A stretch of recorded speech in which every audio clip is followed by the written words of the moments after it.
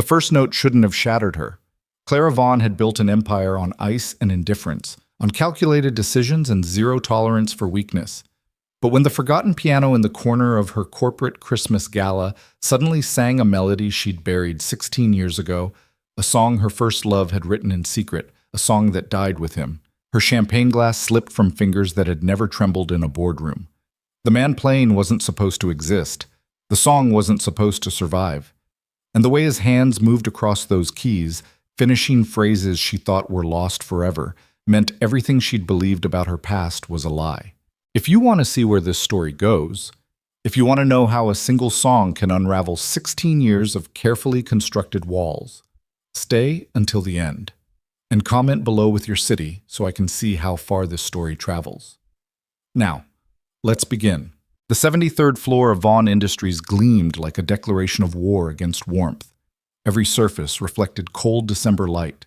Marble floors polished to mirrors, chrome fixtures catching the glow of a Christmas tree so geometrically perfect it might have been designed by architects rather than decorated with love. Clara Vaughn had approved every detail of the corporate holiday gala with the same ruthless efficiency she brought to quarterly earnings reports. The tree's branches held exactly 200 silver ornaments, each placed with mathematical precision.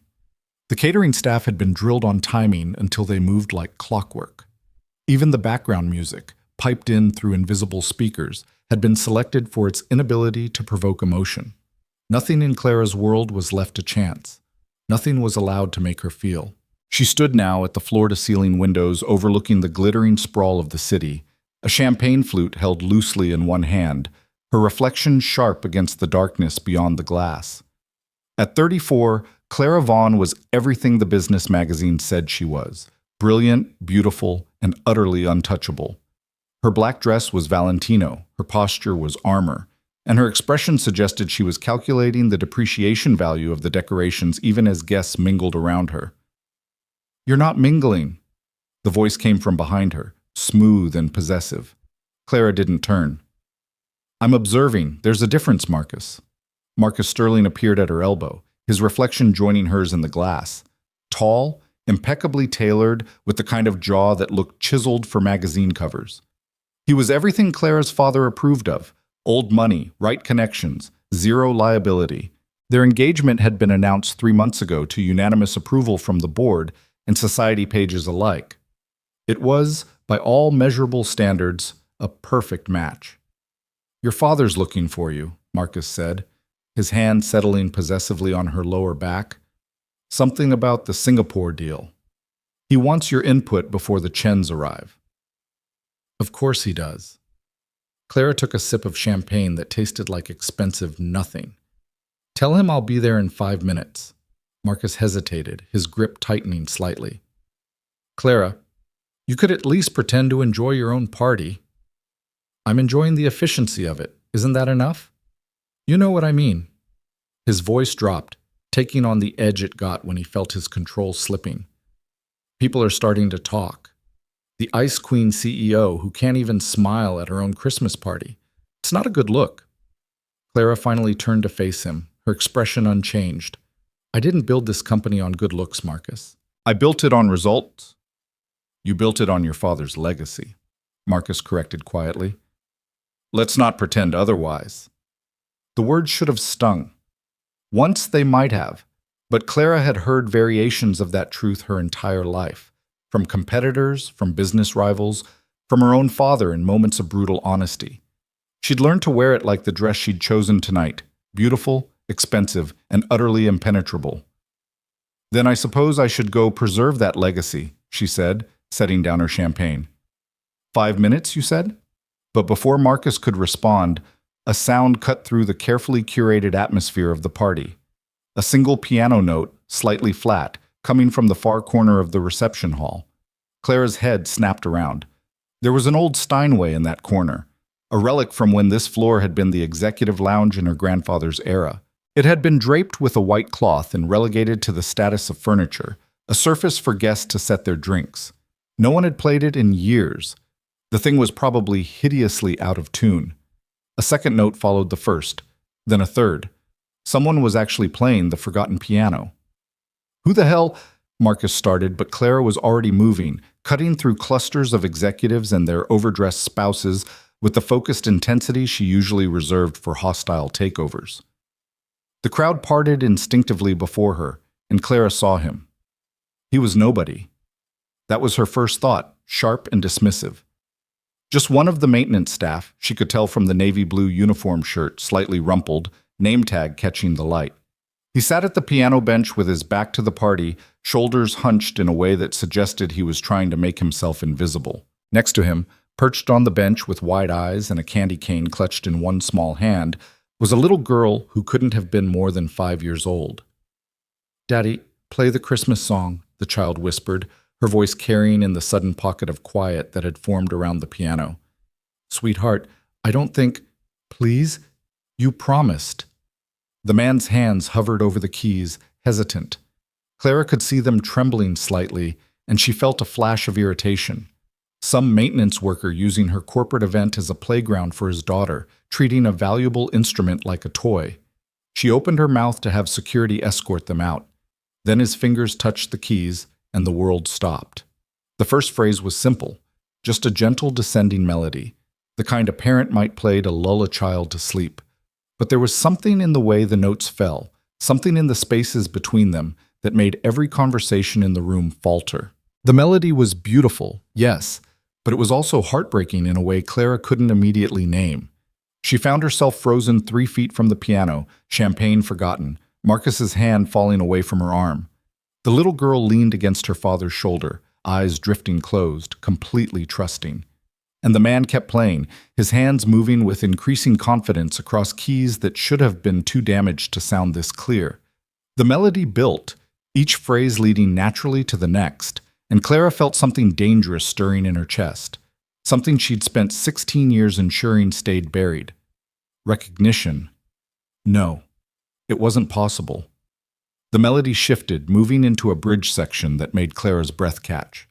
She knew this song. She knew every note of it, had memorized it in the stolen hours of a relationship she'd thought was love, back when she was 18 and stupid enough to believe in fairy tales. Daniel had written this for her. Daniel Chen, the brilliant composition student she'd met during her 1 semester of freedom before her father had dragged her back into the family business. Daniel, who died in a car accident 3 weeks before graduation, taking with him the only version of this song that had ever existed. He'd never recorded it, never finished it, never even given it a proper name. It had existed only in the moments when he'd played it for her, sitting at the battered upright in the campus music building, his hands moving across keys the same way this stranger's hands were moving now. Exactly the same way. Clara's vision blurred. The room felt too hot, too bright, too full of people who suddenly seemed very far away. The song continued, phrase after impossible phrase, and she realized with growing horror that the stranger wasn't just playing Daniel's unfinished composition. He was completing it. The melody moved into sections she'd never heard before, developments that felt inevitable and perfect, like they'd always been waiting to be played. The little girl had fallen asleep against her father's shoulder, candy cane slipping from her fingers. But the man kept playing, lost in the music, his eyes closed now, his whole body swaying slightly with the melody. There was something in his face, some deep well of grief and longing that made Clara's carefully constructed walls crack. This wasn't just a song to him. It meant something. It cost something. The final phrase hung in the air like a question. Then the man's hands lifted from the keys, and the silence that followed was absolute. For 3 heartbeats, no one moved. Then the applause started. Hesitant at first, then building as the spell broke and the party remembered how to react to beauty. But Clara didn't applaud. She couldn't. She was staring at the man's back, at the name tag she could now read clearly. Evan Brooks, maintenance. He turned slightly, carefully shifting his sleeping daughter in his arms, and Clara finally saw his face. He was maybe 35, with dark hair that needed cutting and the kind of tired eyes that spoke of too many double shifts and not enough sleep. There was a scar on his left hand. She could see it now, running from his wrist to his knuckles, the kind of mark that came from serious injury. His face was unremarkable, the kind you'd pass in a hallway without noticing, except for his eyes. When they met Clara's across the piano, there was something in them that made her forget how to breathe. That was quite something. Marcus's voice cut through the moment like a knife. He'd appeared at Clara's side, his hand reclaiming its position on her back, his tone carrying just enough condescension to remind everyone of the social hierarchy at play. Though I have to question whether the maintenance staff should be using valuable company property for personal entertainment. The man, Evan, went very still. The little girl stirred against his shoulder but didn't wake. I apologize, Evan said quietly, his voice rough, like he didn't use it often. She asked me to play something. I didn't think. Clearly not. Marcus's smile was sharp. But then, thinking isn't really in your job description, is it? Several nearby guests laughed, the kind of polite, uncomfortable laughter that people offer when someone with power makes a joke at someone else's expense. Clara felt something ugly twist in her stomach, but she couldn't seem to make herself move, couldn't make herself speak.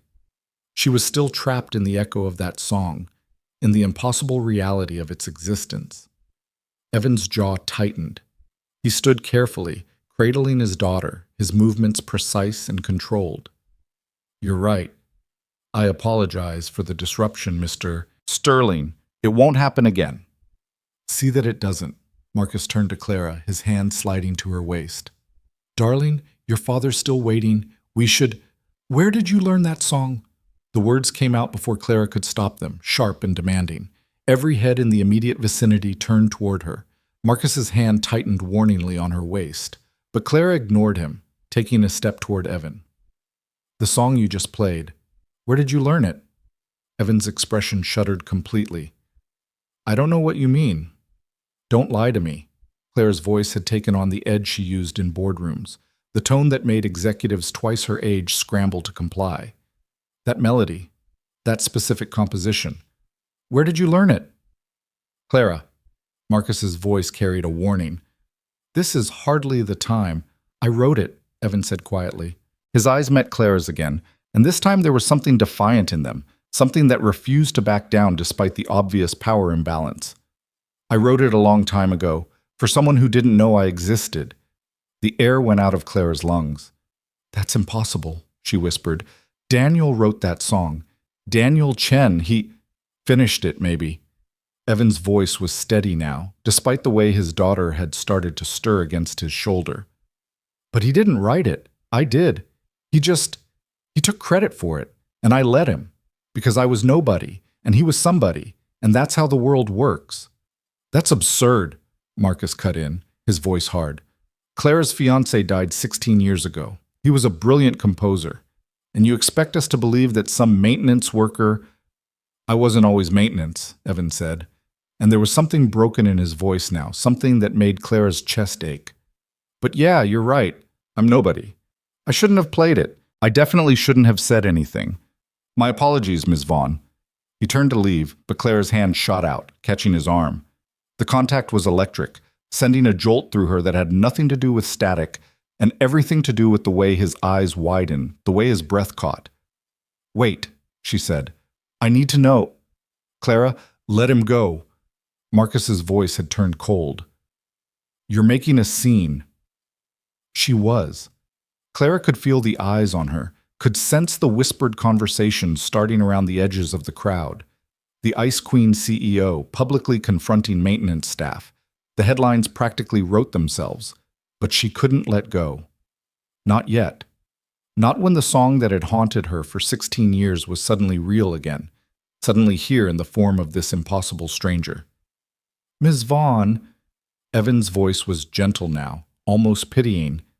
Please, my daughter's asleep. I need to get her home. And you need to get back to your party, your world. This was a mistake. He pulled free from her grip with surprising gentleness, adjusted his daughter in his arms, and walked away. Clara watched him go, watched him navigate through the crowd that parted for him with the same instinctive deference they'd shown her, but for entirely different reasons. They moved for her because she was powerful. They moved for him because he was invisible.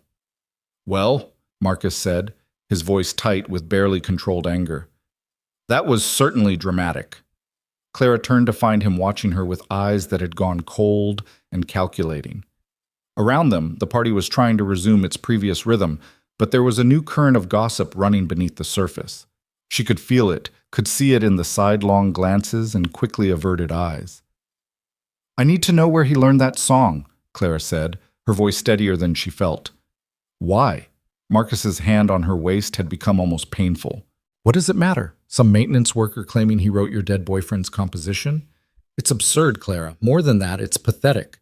He's obviously lying to get attention or money, or he wasn't lying." The words came out flat, certain. Clara didn't know how she knew, but she did. There had been something in Evan's eyes, something in the way he'd played those notes. Grief. Loss. The kind of pain you couldn't fake. "You can't be serious," Marcus stepped in front of her, forcing her to meet his eyes. "Clara, think about what you're saying. Think about what this looks like. You're going to throw away your reputation, your credibility, because some janitor played a song? He's not a janitor. He's maintenance, and he's nobody." Marcus's voice rose sharply, then immediately dropped as he remembered where they were. When he spoke again, his words were carefully controlled, each one precisely placed. "He's nobody, Clara. And you're Clara Vaughn. You don't chase after maintenance workers at your own corporate events. You don't make scenes. And you certainly don't publicly question whether your dead fiancé might have plagiarized his work. Daniel wasn't my fiancé. We dated for 3 months 16 years ago. Long enough for him to write you a song. Long enough for you to spend the next decade and a half comparing every man to a ghost." Marcus's eyes were hard now. "I've been patient with that, Clara. I've understood. But this is too far." Clara opened her mouth to respond, but her father's voice cut across the tension. "Clara, a word." Richard Vaughn materialized beside them, his expression carved from granite. At 67, he was still formidable. Tall, silver-haired, with eyes that could reduce board members to stammering apologies. He'd built Vaughn Industries from his father's mid-sized manufacturing company into a global industrial empire. And he'd done it, Clara knew, by never allowing emotion to cloud his judgment. "Father, not here." Richard's hand closed on her elbow, his grip firm. "Marcus, entertain the Chens. Clara and I need to discuss something in private." It wasn't a request. Marcus's jaw tightened, but he nodded, releasing Clara's waist with obvious reluctance. "Of course, sir. Clara will continue this conversation later." Richard guided Clara through the party with the same efficient determination he brought to everything, navigating around clusters of guests with barely a pause for polite acknowledgments. They ended up in Clara's private office, a glass-walled space at the far end of the floor, overlooking the city. The moment the door closed behind them, Richard released her arm and turned to face her with an expression that could freeze steel. "What the hell was that?" Clara had been expecting anger. She wasn't prepared for the ice in his voice, the barely controlled fury that suggested she'd crossed a line she hadn't even known existed. "A maintenance worker played a piano at my party," she said carefully. "I asked him where he learned the song, that's all." "That's all?" Richard's laugh was sharp. "That's all," she says. "Clara, do you have any idea what you just did? In front of 3 board members, 2 major investors, and half the city's business press?" "I asked a question." "You made a spectacle." Richard's voice rose, then immediately dropped again. He never shouted. That would be undignified. But his words could cut deeper than any raised voice. "You publicly challenged the legacy of Daniel Chen, son of our most important business partner in Asia. You suggested that some nobody with a piano might have written the work we've credited to Daniel for the past 16 years. Do you understand the implications of that?" Clara felt something cold settle in her stomach. "The Chens are in this building right now, yes. Attending your party, preparing to sign a deal worth $200 million. A deal that depends on good faith, on trust, on the relationship between our families." Richard moved to the window, his silhouette sharp against the city lights. "A relationship that you just jeopardized because you heard a song and decided to chase after the janitor who played it. He said he wrote it, Father. Daniel's song, the one we all thought, I don't care if he said he wrote the complete works of Shakespeare." Richard turned, and Clara saw something in his eyes she'd rarely seen before. Genuine fear. "Clara, listen to me. The Chens lost their son 16 years ago. Losing Daniel nearly destroyed that family. The only thing that gave them comfort was his music, his legacy as a brilliant composer. We've honored that legacy. We've supported musical scholarships in his name. We've built an entire foundation around his work. But if he didn't actually write, it doesn't matter. The words came out sharp, final. Clara, you're a brilliant businesswoman. Act like one. Think about what you're suggesting. If it became public knowledge that Daniel Chen's most famous composition was actually written by some maintenance worker, some nobody who was too weak or too stupid to claim credit for his own work, what would that do? To the Chen family? To our relationship with them? To the foundation, the scholarships, everything we've built? Clara felt the walls closing in. You want me to pretend I didn't hear that song? Pretend I don't know? I want you to remember who you are. Richard crossed the room, his hand settling on her shoulders. His grip was firm, paternal, and utterly unyielding. You're Clara Vaughn. You're about to marry Marcus Sterling, uniting two of the most powerful families in this city. You're on track to take over this company when I retire. You have everything, Clara. Everything. Don't throw it away because some music triggered a memory of a college romance that ended 16 years ago. The words hit like physical blows. Clara wanted to argue, wanted to insist that this was about truth, about justice, about finally understanding what had happened all those years ago. But she could feel the weight of her father's expectations, the pressure of the empire he'd built and wanted her to inherit. What do you want me to do? She asked quietly. Forget about it. Richard's hands dropped from her shoulders. Go back to your party. Smile at the Chens. Sign the Singapore deal. Marry Marcus in the spring. Live the life you were born to live. And the song? The man who played it?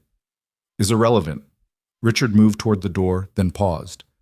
Clara, I've given you everything. The best education, the best opportunities, a position in this company that you've more than earned. But there are prices to pay for the life we lead. Sometimes those prices involve letting go of things that don't serve our interest. Surely you've learned that by now. He left without waiting for an answer. Clara stood alone in her office, surrounded by glass and steel and the glittering evidence of her success, and felt more trapped than she'd ever felt in her life. The party continued without her. Through the glass walls, she could see the crowd swirling, champagne flowing, deals being made, and alliances being forged. Marcus was visible near the windows, charming the Chens with the practiced ease that made him so valuable. Her father had rejoined the group, his hand on Mr. Chen's shoulder, every inch the gracious host. Clara's reflection stared back at her from the window, elegant, composed, perfectly controlled. The Ice Queen, they called her. The woman who never cracked, never broke, never let emotion dictate her decisions. But her hands were shaking. She pulled out her phone, pulled up the company directory, and typed in a name, Evan Brooks. The entry was minimal. Employee ID number. Department, Facilities Maintenance. Start date, 7 years ago. Emergency contact, Sophie Brooks, daughter, age 5. No spouse listed. Address in a neighborhood Clara knew only by reputation. The kind of area where rent was cheap and dreams went to die. 7 years in maintenance. Before that, nothing. Like he'd appeared fully formed, already broken. Clara's finger hovered over the screen. She could call security, have them pull his file, find out everything about him. She had that power. She could unravel his entire life with a few keystrokes, or she could do what her father said. Forget. Move on. Preserve the carefully constructed fiction that allowed everyone to sleep at night. The song played in her memory, note for impossible note. Daniel's song. Except it wasn't Daniel's, was it? It was Evan's. Had always been Evan's. And somehow she'd loved a lie for 16 years. Clara closed her phone and walked back to the party. She smiled at the Chens. She accepted Marcus's arm around her waist. She toasted to successful partnerships and profitable futures. She played her role perfectly, the way she'd been trained to do since childhood. But later, when the last guest had left and the catering staff was packing up, and Marcus was checking his phone near the elevator, Clara found herself standing by the piano again. Someone had already covered it with the white cloth, transforming it back into furniture, into something decorative and purposeless. She reached out and lifted one corner of the cloth. The keys were old, yellowed, some of them chipped. This piano had lived a life before being relegated to this corner. It had been played by hands that loved it, that knew its voice, that understood how to coax beauty from aging wood and tarnished strings. Clara pressed one key, very gently. The note sang out, slightly flat but still clear, still beautiful. "Ready to go?" Marcus's voice made her jump. She dropped the cloth, turned to find him watching her with an expression she couldn't quite read. "The piano needs tuning," she said, because she had to say something. "The piano needs to be removed." Marcus moved closer, his hands sliding into his pockets. "Clara, we need to talk about tonight, about what happened." "Nothing happened." "Exactly." His eyes were steady on hers. "Nothing happened because you're too smart to let it. But I need to know that you understand what's at stake here, what you're risking." "I'm not risking anything." "Aren't you?" Marcus's hand came up, cupping her cheek with surprising gentleness. "Clara, I love you. I want to marry you. I want us to build something together, something bigger than what either of us could build alone. But I need to know that you're with me, completely. Not chasing ghosts, not questioning the past. Here, present, with me." Clara looked into his eyes, handsome, earnest, offering her everything she was supposed to want, and felt absolutely nothing. "I'm tired," she said. "Can we talk about this tomorrow?" Something flickered across Marcus's face. Disappointment, maybe, or suspicion. But he nodded, dropped his hand, stepped back. "Tomorrow, then. I'll call you." He kissed her cheek, a chaste brush of lips that felt more like a business transaction than affection, and left. Clara listened to his footsteps recede, listened to the elevator doors close, listened to the building settle into silence around her. Then she pulled out her phone again and looked at Evan Brooks's address. She shouldn't go there. She knew she shouldn't. There were 100 reasons not to, professional, personal, practical. Her father was right. Marcus was right. This was madness. But the song wouldn't stop playing in her head. And the look in Evan's eyes when he'd said, "I wrote it for someone who didn't know I existed," wouldn't stop haunting her. Clara grabbed her coat and walked to the elevator. She told herself she was just going to drive by, just going to see what kind of place a man like Evan Brooks called home. She told herself she wouldn't stop, wouldn't knock, wouldn't demand answers to questions she had no right to ask. She told herself a lot of things during the 30-minute drive across the city, from glass towers to crumbling apartment buildings, from the world she knew to a world she'd never had to acknowledge. But when she pulled up outside the address listed in Evan's file, a 4-story walk-up with peeling paint and broken porch lights, Clara knew she was lying to herself. She was going to knock on that door, she was going to demand answers, and nothing, not her father's warnings, not Marcus's expectations, not the empire waiting for her to step into its throne, was going to stop her. Clara got out of the car and walked toward the building, her heels clicking on cracked pavement, her breath misting in the cold December air. Somewhere above her, a window glowed with warm light. Somewhere in this building, Evan Brooks was probably reading his daughter a bedtime story, completely unaware that the woman whose life he'd just destroyed was about to knock on his door. The song played on in Clara's memory, beautiful and impossible and demanding to be understood. And for the first time in 16 years, Clara Vaughn stopped calculating the cost of truth and decided she was willing to pay it, whatever the price. The building's front door hung slightly crooked on its hinges, the security buzzer long since broken. Clara pushed through into a narrow hallway that smelled of old cooking and cheap cleaning products, scents so foreign to her sterilized world that they felt almost aggressive. The fluorescent light overhead flickered with a rhythm that suggested it had been dying for months, maybe years, and no one had bothered to replace it.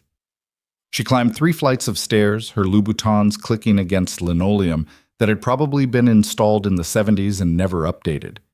Each floor revealed the same weary landscape, doors with peeling paint, numbers hanging crooked, the distant sound of television shows and arguments and lives being lived in spaces too small to contain them. Apartment 3C. The door was different from the others, she noticed. Newer. Someone had replaced it recently, though the frame around it was still the same scarred wood as everything else. There was a small wreath hanging from a nail, handmade, constructed from pipe cleaners and construction paper, with Merry Christmas spelled out in uneven letters decorated with too much glitter. Clara raised her hand to knock, then froze. What was she doing?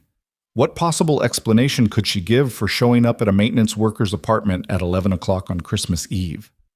What right did she have to demand answers, to insert herself into this man's life just because a song had triggered memories she'd thought were buried? But her knuckles hit the door anyway, 3 sharp raps that seemed to echo through the entire building. Footsteps. Heavy. Hesitant. Then Evan's voice muffled through the door. "Who is it?" "Clara Vaughn." Silence. Long enough that Clara wondered if he was going to pretend he wasn't home, wasn't standing just on the other side of this door, trying to decide if opening it was worth the risk. The door swung inward. Evan had changed out of his uniform into jeans and a faded thermal shirt, his feet bare against cheap laminate flooring. His hair was damp, like he'd just showered, but it was his eyes that stopped Clara. They held the same wariness she'd seen in the faces of companies she was about to acquire, the look of someone who knew they were outmatched and out of options. "Ms. Vaughn," his voice was carefully neutral. "I don't think this is appropriate." "Neither do I." Clara's hands tightened on her purse. "But I need to know about that song. I need to understand how you—" "My daughter's asleep." Evan's hand remained on the door, his body blocking the entrance. "And I think I made myself clear at your party. That was a mistake. I shouldn't have played. I definitely shouldn't have said anything. Can we just leave it at that?" "No?" The word came out sharper than Clara intended. "No, we can't. Because that song, the one you played tonight, was written for me 16 years ago by a man named Daniel Chen. Except apparently he didn't write it. You did, and I need to know how that's possible." Evan's jaw tightened. For a moment, Clara thought he was going to shut the door in her face. Then he stepped back, pulling it open wider. 5 minutes, he said quietly. "Then you leave, and we both forget this conversation happened." The apartment was small, maybe 600 square feet divided into a cramped living room, a kitchenette, and what Clara assumed were 1 or 2 bedrooms beyond a narrow hallway. But it was clean, almost obsessively so, and filled with the kind of carefully managed chaos that spoke of a single parent doing their best. Children's drawings covered the refrigerator. A small Christmas tree sat in the corner, its ornaments clearly homemade. Books were stacked everywhere, on shelves, on the coffee table, beside a worn armchair that faced a television so old it probably still had a VCR. Through an open doorway, Clara could see into a bedroom where a little girl slept in a bed shaped like a princess carriage, a nightlight casting soft shadows across walls painted pale pink. "She's beautiful," Clara said, because she didn't know how else to start. "Yes," Evan's voice carried a warmth it hadn't held before. "She's everything."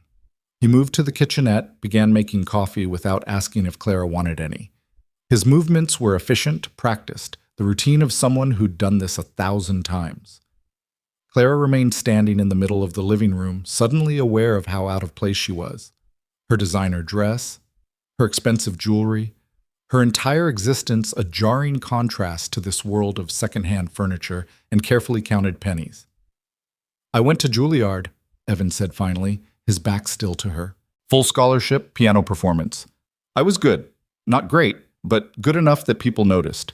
Good enough that I thought I might actually make something of myself." Clara sat down slowly in the armchair, her eyes never leaving Evan's back. "Daniel Chen was in my composition class. Brilliant guy, talented family, all the right connections. We weren't friends exactly, but we ran in the same circles. Both piano students, both trying to figure out who we were going to be." Evan poured coffee into 2 mismatched mugs. He needed help with a project, a song cycle for his final composition portfolio. I was between jobs, needed the money, so I agreed to help him with the piano arrangements. He turned, holding out one of the mugs. Clara took it, her fingers brushing his for just a moment. The contact sent a jolt through her that she immediately tried to ignore. "I started writing in my spare time," Evan continued, settling onto the arm of the couch, his own mug cradled in both hands. "Nothing serious, just melodies that wouldn't leave me alone. There was this girl I'd see sometimes in the library. She was always there late, always studying, always looking like the weight of the world was on her shoulders. I never talked to her, never even knew her name, but I'd watch her sometimes, and I'd think about what kind of music would match her. Something beautiful but sad. Something that understood what it meant to be lonely even when you were surrounded by people. Claire's throat tightened. That was me. I was at Juilliard for one semester before my father pulled me out, put me to work in the company. I spent every free hour in that library trying to pretend I wasn't losing everything I'd wanted. I know that now. Evan's smile was sad. But at the time, you were just this beautiful, untouchable girl who lived in a different world. And I was nobody. So I wrote you a song instead of talking to you. It seemed safer. He took a sip of coffee, his eyes distant with memory. Daniel heard me playing it one day. Asked what it was. I told him it was just something I was working on, nothing important.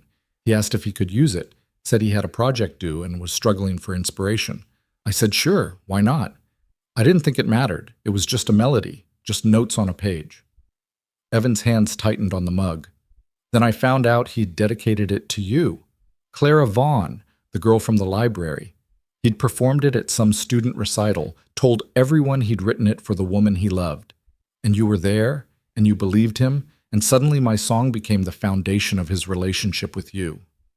Clara set down her coffee with shaking hands. Why didn't you say anything? Why didn't you tell someone he'd stolen your work? Because he was Daniel Chen, and I was Evan Brooks. Because his father could make one phone call and destroy any chance I had at a career in music. Because I was a scholarship kid from nowhere, and he was legacy, connections, future. Evan's voice had gone flat. Because in that world, Ms. Vaughn, nobody cares about who actually wrote the song. They care about who has the power to claim it. That's not true. If you had proof, if you could have shown... I had notebooks full of drafts. I had the original composition, every version of it, every change I'd made. You know what Daniel's father said when I finally worked up the courage to confront them? Evan stood abruptly, moved to the window overlooking the street. He said that if I made trouble, he'd ensure I never worked in music again. Not performing, not teaching, not even selling instruments in some strip mall. He'd destroy me. And then he offered me $20,000 to sign a document saying I'd been Daniel's assistant, that any work I'd done was under his direction and belonged to him. Clara felt sick. You took the money. I needed it. Evan's voice was barely above a whisper. My mother was sick. Cancer. We had no insurance, no savings, no options. $20,000 bought her 6 more months of treatment. 6 months where she wasn't in constant pain, where she could actually enjoy what was left of her life. So yes, Ms. Vaughn, I took the money. I signed the papers. I let Daniel Chen claim credit for my work, and I've lived with that choice every day since. The silence that followed was broken only by the distant sound of sirens outside, the city's constant reminder that suffering never slept. Daniel died 3 weeks before graduation, Clara said quietly. Car accident. He was driving back from visiting his parents when he lost control. The police said he fell asleep at the wheel. I know. I was there. Evan turned from the window, his face carefully blank. Not at the accident, but at the funeral.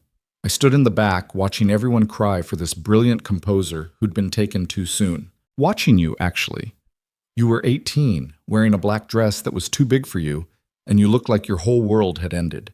The Chen started a foundation in his name, scholarships for young composers, all based on work that included my melody, my composition, my grief turned into something I could never claim.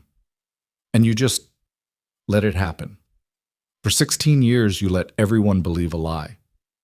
What was I supposed to do? Evan's composure cracked, anger flashing in his eyes for the first time. His family had just lost their son. You'd lost someone you loved. The foundation was helping real students, making real differences in their lives. Was I supposed to destroy all of that because I wanted credit for a song? Because I couldn't let go of my ego? It wasn't about ego, Clara stood, her own anger rising to match his. It was about truth, about ownership, about not letting powerful people steal from those who can't fight back. You really believe that? Evan laughed, a harsh sound without humor. You, Clara Vaughn, standing in my apartment in your dress that probably cost more than I make in 6 months, lecturing me about fighting back against powerful people? Your father built his empire on exactly the kind of decisions I made, taking shortcuts, sacrificing the powerless, crushing anyone who got in his way. The only difference is he never had to sign away his dignity for $20,000. He just took what he wanted and dared anyone to stop him. The words hit like a slap. Clara wanted to deny them, wanted to defend her father, her family, the empire she'd spent her life building. But something in Evan's eyes stopped her. A recognition of something she'd always known but never acknowledged. "You're right," she said quietly. "About all of it. My father, Vaughn Industries, we've made compromises that would horrify most people. But that doesn't change what happened to you, what they did to you. They didn't do anything to me that I didn't allow." Evan moved back to the couch, suddenly looking exhausted. "After my mother died, I tried to rebuild my career. Got a few teaching positions, some session work, enough to get by. Then 7 years ago, I was working as a piano technician for a concert hall. There was an accident, a stage platform malfunction during setup. I was underneath when it collapsed." He held up his left hand, showing Clara the scar she'd noticed earlier. In the apartment's harsh light, she could see it ran even deeper than she'd thought, the flesh twisted and discolored. "Crushed everything from my wrist to my fingertips. 3 surgeries, 2 years of physical therapy, and I got back maybe 70% function. Enough to play simple melodies, enough to teach my daughter basic songs, not enough to perform, not enough to work as a technician, not enough to do anything in music professionally." Clara sat down slowly. "The concert hall. Where did this happen? Does it matter?" "Yes. Yes, it matters. Because if there was negligence, if someone was responsible, it was the Paramount, downtown. Your family owns the building." The room tilted. Clara gripped the arm of the chair, her mind racing through property records, subsidiary companies, the vast network of holdings that made up Vaughn Industries. The Paramount had been acquired 12 years ago as part of a real estate package, then leased out to various entertainment companies. She'd never paid attention to it, had barely known it existed. "There was an investigation," Evan continued, his voice mechanical now, reciting facts like they belonged to someone else. "OSHA found multiple safety violations. Inadequate maintenance, faulty equipment, corner cutting to maximize profits. The building management, your company's subsidiary, was fined. I got a settlement, $60,000 and a medical release saying I wouldn't pursue further legal action." $60,000. Claire's voice was hollow. "For your entire career. For everything you could have been. It was enough to cover my medical bills and put a down payment on a lawyer for my custody case. Sophie's mother didn't want her anymore. Too much responsibility, too expensive, interfered with her new life. But she was willing to fight me for her anyway, just for the principle of it. The $60,000 bought me a lawyer who could actually show up to court sober. I got full custody, and when the money ran out, I took the only job I could get with one barely functional hand and no professional references." "Maintenance," Clara whispered. "Your company again. Different subsidiary, different department, but same family at the top." The irony wasn't lost on me. Evan's smile was bitter. "I've been cleaning your offices for 7 years, Ms. Vaughn. Emptying your trash, fixing your broken equipment, being invisible in the background of your perfect corporate world. And every day I told myself it was fine. I had Sophie. I had a job that paid the bills. I didn't need anything else." He stood abruptly, moved to the window again, his shoulders rigid. "Then tonight, Sophie asked me to play her a Christmas song. She loves music, asks about it constantly, wants to know why I don't play anymore like I used to. And I sat down at that piano in your building. The building I clean every night, the building that represents everything I'll never have. And I started playing the only song that's ever really mattered to me. The song I wrote for a girl in a library who never knew I existed. The song that became someone else's legacy while I mopped floors and tried to forget I'd ever wanted more." Clara walked to stand beside him at the window. Outside, the city glittered with Christmas lights, each window a small declaration against the darkness. Somewhere out there, people were celebrating, believing in magic and second chances and the possibility that tomorrow might be better than today. "I knew," she said quietly. "The moment you started playing, somewhere inside I knew it wasn't Daniel's song. The phrasing was different, the emotional weight of it. Daniel was brilliant, but he was never broken like that. He never understood what it meant to want something so badly it hurt to breathe. But you do. That song, it's full of that pain, that longing. Evan's reflection in the window showed eyes that had gone very bright. You loved him. I loved the idea of him, the romance of it. The talented composer who wrote me a song, who saw me as something more than just Richard Vaughn's disappointing daughter. But I was 18 and I was desperate for someone to choose me for myself rather than for what I represented. When he died, I turned that relationship into something more than it ever was. A perfect love story cut tragically short. Clara's laugh was hollow. I've spent 16 years comparing every man to a memory that was never real to begin with. And everyone let me, because it was easier than admitting the truth. What truth? That Daniel Chen was a thief. That my father knew it and didn't care because the Chen family was too valuable to alienate. That I built an entire romantic mythology around a song that was stolen from someone who actually understood what I was feeling. Clara turned to face him directly. You saw me, Evan, in that library all those years ago. You saw the loneliness, the weight, the feeling of being trapped in a life I never chose. And you wrote me a song about it. Not Daniel. You. Evan's hand came up slowly, his scarred fingers hovering near her face but not quite touching. I was invisible to you. I was invisible to everyone. And maybe that was safer. Because if you'd actually seen me, if you'd actually known me, you would have realized I had nothing to offer. No family connections, no money, no future that could possibly match yours. The song was the best of me, the only thing worth giving you, and I couldn't even keep that. You kept it tonight. Clara's voice was barely a whisper. You played it. You finished it. After 16 years, after everything that's happened, you still remembered every note. I never forgot. His hand dropped. That's the thing about writing something from your soul, Ms. Vaughn. It doesn't matter if someone else claims it. It doesn't matter if the world forgets you made it. It's still yours. It lives in you. And every time I hear it, every time I think about it, I'm back in that practice room at Juilliard watching you through the window, trying to find notes that could somehow express what I didn't have words for. A sound from the bedroom made them both turn. Sophie appeared in the doorway, clutching a stuffed rabbit, her eyes squinting against the light. Daddy? Who's the pretty lady? Evan immediately moved to his daughter, scooping her up with practiced ease despite the limits of his damaged hand. Just someone from work, sweetheart. Go back to sleep. Did she like your song? Sophie's head rested against his shoulder, her words slightly slurred with exhaustion. Everyone always likes your songs. Not everyone, Bug. Not the people who matter. Sophie pulled back to look at her father with the devastating clarity only children possess. I matter, and I like them. So there. Despite everything, Clara found herself smiling. She's right, you know. That's pretty irrefutable logic. Sophie, this is Ms. Vaughn. Ms. Vaughn, my daughter Sophie. The little girl studied Clara with open curiosity. You're really pretty, and you smell nice, like flowers. Thank you.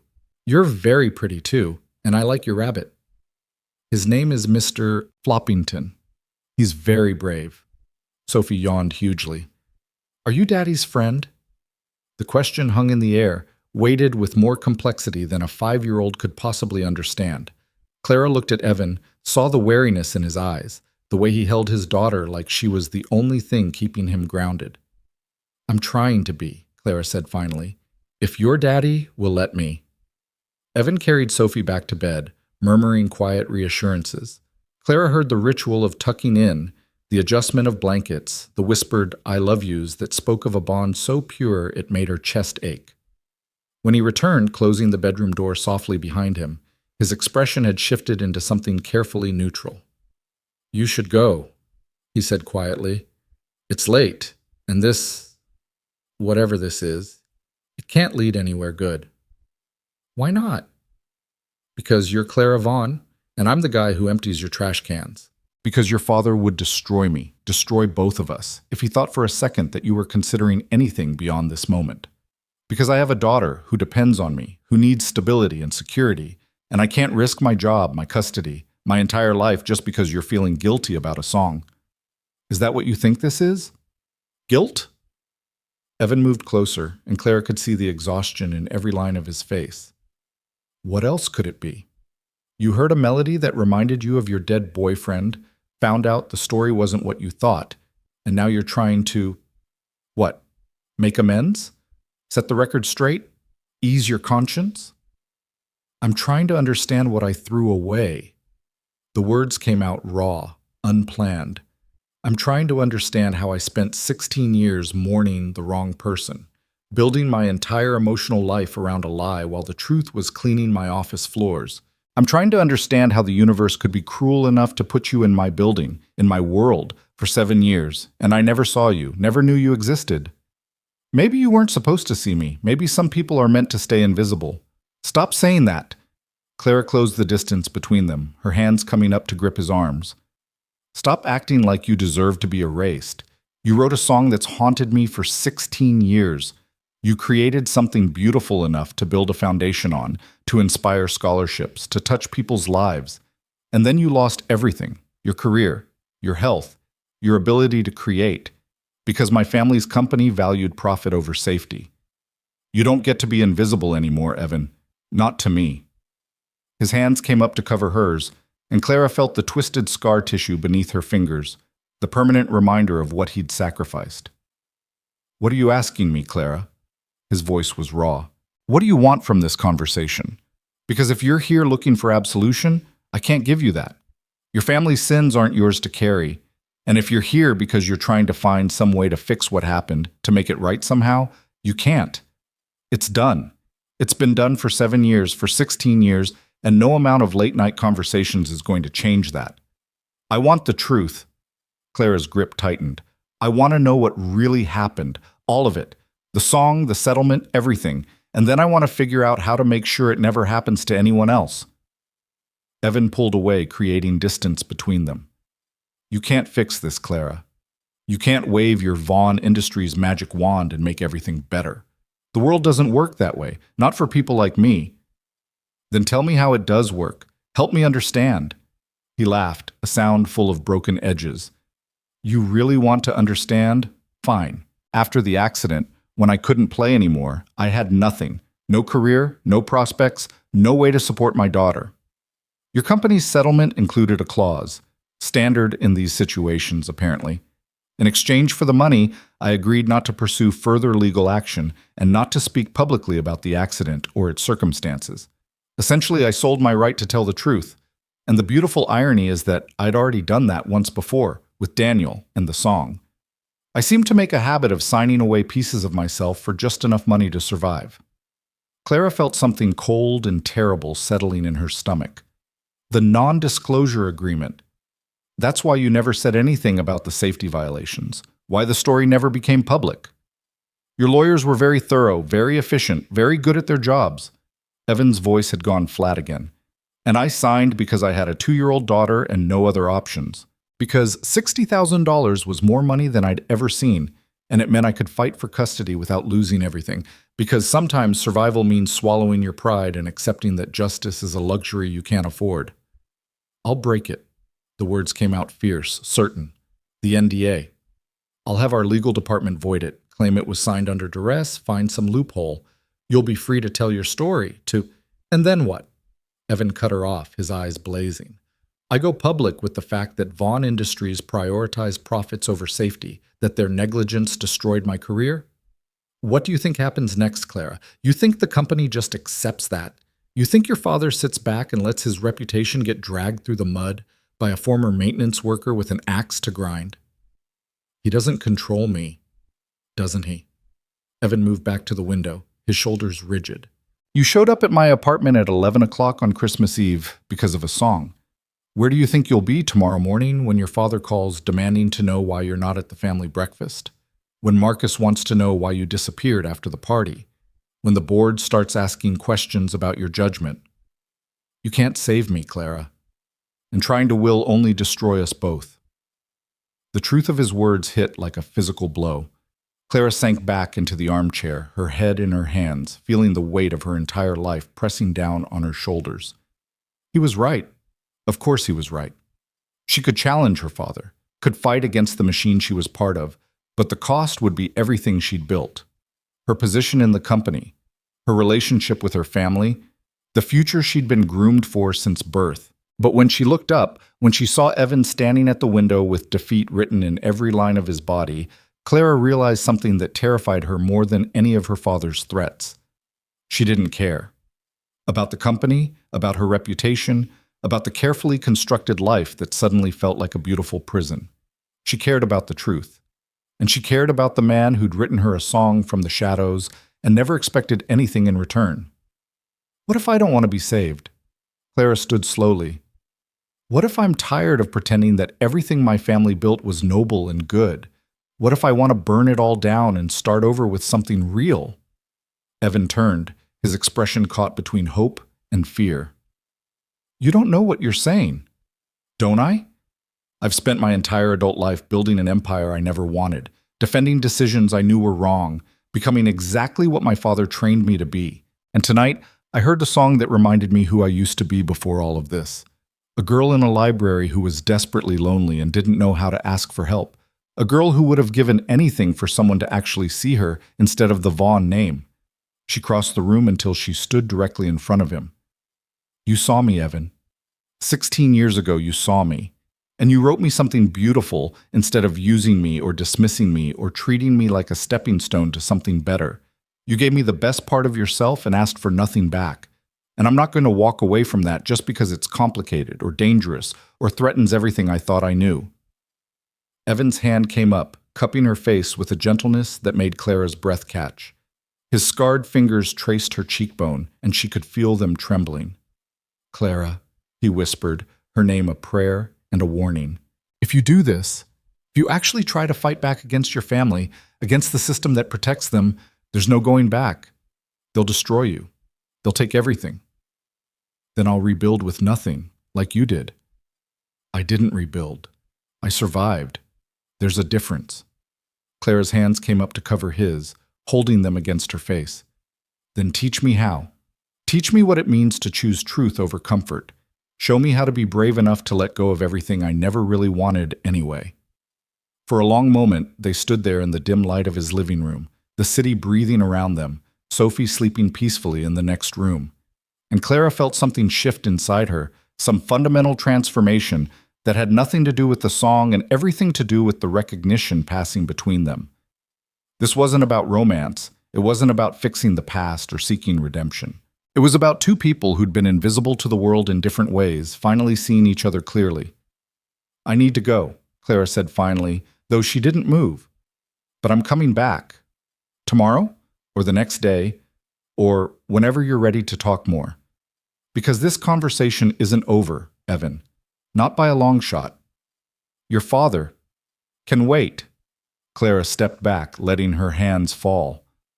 For the first time in my life, Richard Vaughn and his expectations can wait. She walked to the door, then paused with her hand on the knob. The song. The one you played tonight. It deserves to be finished properly. Recorded.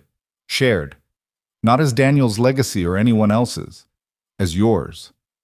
Evan's expression was unreadable. That ship sailed a long time ago. Maybe. Or maybe it's just been waiting for the right moment.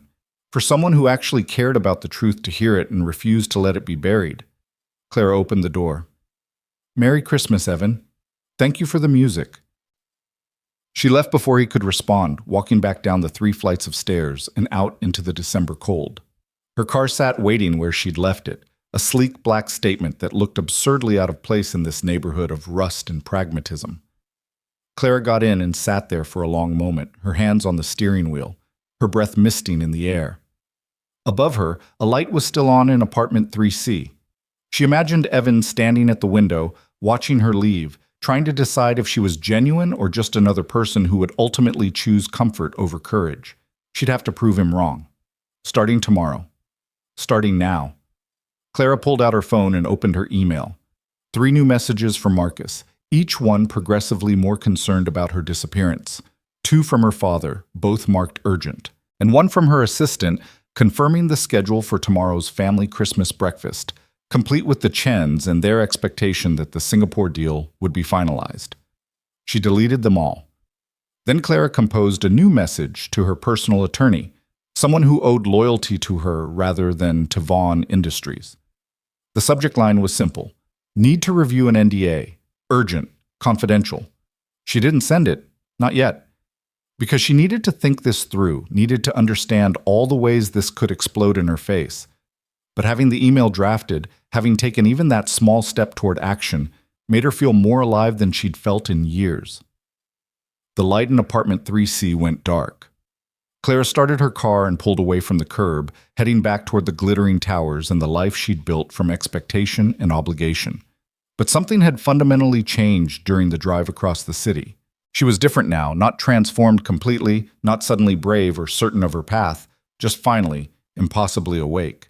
And the song played on in her memory, each note a reminder that some truths refused to stay buried, no matter how many years passed or how many powerful people wanted them forgotten.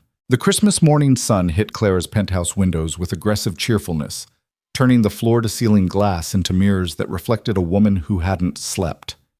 She stood in yesterday's dress, her makeup smeared, her carefully constructed armor in complete disarray. Her phone had been ringing for the past 2 hours.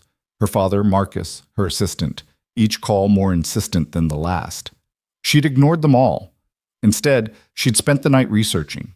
Not the kind of surface-level investigation she usually delegated to subordinates, but deep methodical digging through public records, court documents, OSHA reports. The Paramount Theater accident wasn't hard to find once she knew what to look for. The official investigation had been thorough, damning even. Multiple safety violations, deferred maintenance, a corporate culture that prioritized profit margins over worker protection. The building management company, a Vaughn Industries subsidiary, had paid fines totaling $200,000. Pocket change compared to their annual revenue. Evan Brooks' name appeared in the settlement records, listed alongside 3 other injured workers. But his payout had been significantly larger than the others, and Clara understood why when she found the medical reports attached to the case file. Crushed metacarpals, severed tendons, nerve damage classified as permanent and degenerative. The doctor's notes were clinical but devastating. Patient will retain approximately 60 to 70% function. Professional-level piano performance no longer viable. They'd destroyed his hands, and then they'd paid him just enough to ensure his silence. Clara's personal line rang again. This time, she answered.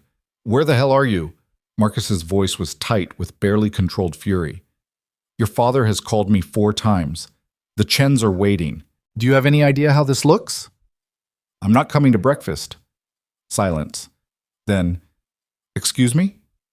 "I said I'm not coming. Tell my father I'm sick. Tell him whatever you want. But I'm not sitting through another performance where we all pretend the Chen family built their wealth on anything other than tragedy and stolen credit." "Clara," Marcus's tone shifted, becoming the careful, measured voice he used when negotiating hostile deals. "I don't know what happened last night after the party, but you need to think very carefully about what you're doing. The Singapore contract can wait, or not. I don't particularly care anymore." "You don't care," Marcus laughed, but there was no humor in it. Clara Vaughn doesn't care about a $200 million deal. Clara Vaughn doesn't care about her family's business interests. What exactly happened between leaving the party and now that's made you lose your mind? "I heard a song, Marcus, and it woke me up." She hung up before he could respond, then immediately silenced her phone. The notifications kept coming, texts, emails, voicemails piling up like accusations. But Clara ignored them all. She had work to do, and for the first time in her life, it was work that actually mattered. Her personal attorney called back within an hour of receiving Clara's email. Jennifer Matthews had been Clara's legal counsel for 5 years, handling everything from contract reviews to the prenuptial agreement Marcus had insisted on. She was sharp, discreet, and expensive enough that her loyalty was assured. "The NDA you sent me," Jennifer said without preamble. "Where did you get it?" "From company files, 7 years old, signed by a former employee as part of an accident settlement." "Clara, this is a Vaughn Industries document. If you're asking me to challenge it, I need to know why. And I need to know if you've cleared this with your father or the board." "I haven't, and I won't. This is personal, Jennifer. Can you break it or not?" Jennifer was quiet for a long moment. "Technically, yes. There are several clauses that could be challenged as overly broad or potentially coercive. The settlement was signed without independent legal counsel present, which is questionable, and the amount, $60,000 for injuries this severe, could be argued as inadequate consideration for such extensive restrictions on speech. So we can void it. We can try, but Clara, you need to understand what you're asking for. Challenging this NDA means opening up the entire Paramount Theater case. It means publicity, potential litigation, exposure of company practices that were, let's say, less than ideal. Your father will fight you on this. The board will fight you. And if you lose, you won't just lose the legal battle. You'll lose everything else, too. Clara walked to the window, looking out at the city that had always seemed so firmly under her control. What if I'm willing to lose? Then you're either very brave or very foolish, possibly both. Jennifer's tone softened slightly. Clara, in the 5 years I've known you, I've watched you build an empire. You're brilliant, you're ruthless when necessary, and you've earned every bit of respect you command. But this, whatever this is, it will change everything. Are you absolutely certain it's worth it? No, Clara said honestly, but I'm certain that continuing to pretend it never happened isn't an option anymore. Find me the weakest points in that NDA and start drafting a letter of intent to challenge. You're going to need more than just legal strategy. You're going to need evidence, witnesses, a narrative that makes sense to people who don't know the backstory. This man, Evan Brooks, is he willing to fight? Because if he's not, if he decides his silence is worth more than vindication, this whole thing falls apart.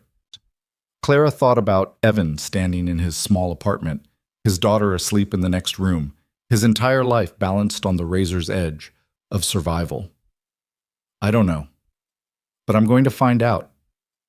She drove back to Evan's neighborhood in full daylight this time, the December sun exposing every crack in the pavement, every boarded window, every visible marker of the economic divide she'd spent her life ignoring.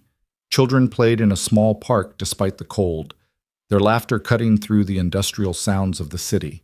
An elderly woman swept her front steps with meticulous care, her movements speaking of pride that refused to bow to circumstance. This was Evan's world. Not temporary, not tragic, just real in a way Clara's gleaming towers could never be. She parked in the same spot as last night and climbed the same 3 flights of stairs. But this time, when she knocked on apartment 3C, there was no hesitation in her movements. She'd made her choice during the sleepless hours between midnight and dawn. Now she just needed Evan to make his. The door opened to reveal not Evan, but Sophie, still in princess pajamas, her hair an adorable disaster. "You came back!" The little girl's face lit up with uncomplicated joy. "Daddy said you probably wouldn't, but I knew you would because you're nice and you smell like flowers." "Sophie, what did I tell you about opening the door?" Evan appeared behind his daughter, pulling her back gently. His eyes met Clara's with an expression caught between resignation and something that might have been hope. "I'm sorry, she's too friendly for her own good." "It's fine. I like friendly." Clara crouched down to Sophie's level. "Good morning, Mr. Floppington. Did you sleep well?" Sophie held up the stuffed rabbit with solemn importance. "He had bad dreams about dragons, but I told him dragons aren't real, and also that Daddy would protect us." "Daddy can fight anything." "I bet he can." Clara stood slowly, her eyes never leaving Evan's face. "Can we talk?" Evan glanced at his daughter, then nodded. "Sophie, go watch cartoons for a bit, okay? And stay away from the cookies. I know you know where I hid them." "I would never!" Sophie's expression of innocence was completely undermined by the chocolate smudge on her collar. She scampered off to the living room, and Clara heard the television click on. Evan stepped into the hallway, pulling the door partially closed behind him. In the harsh fluorescent light, Claire could see the exhaustion in his face, the evidence that he'd slept as poorly as she had. "You shouldn't have come back," he said quietly. "We talked. You got your answers. It's done. There's no reason to I want to challenge the NDA."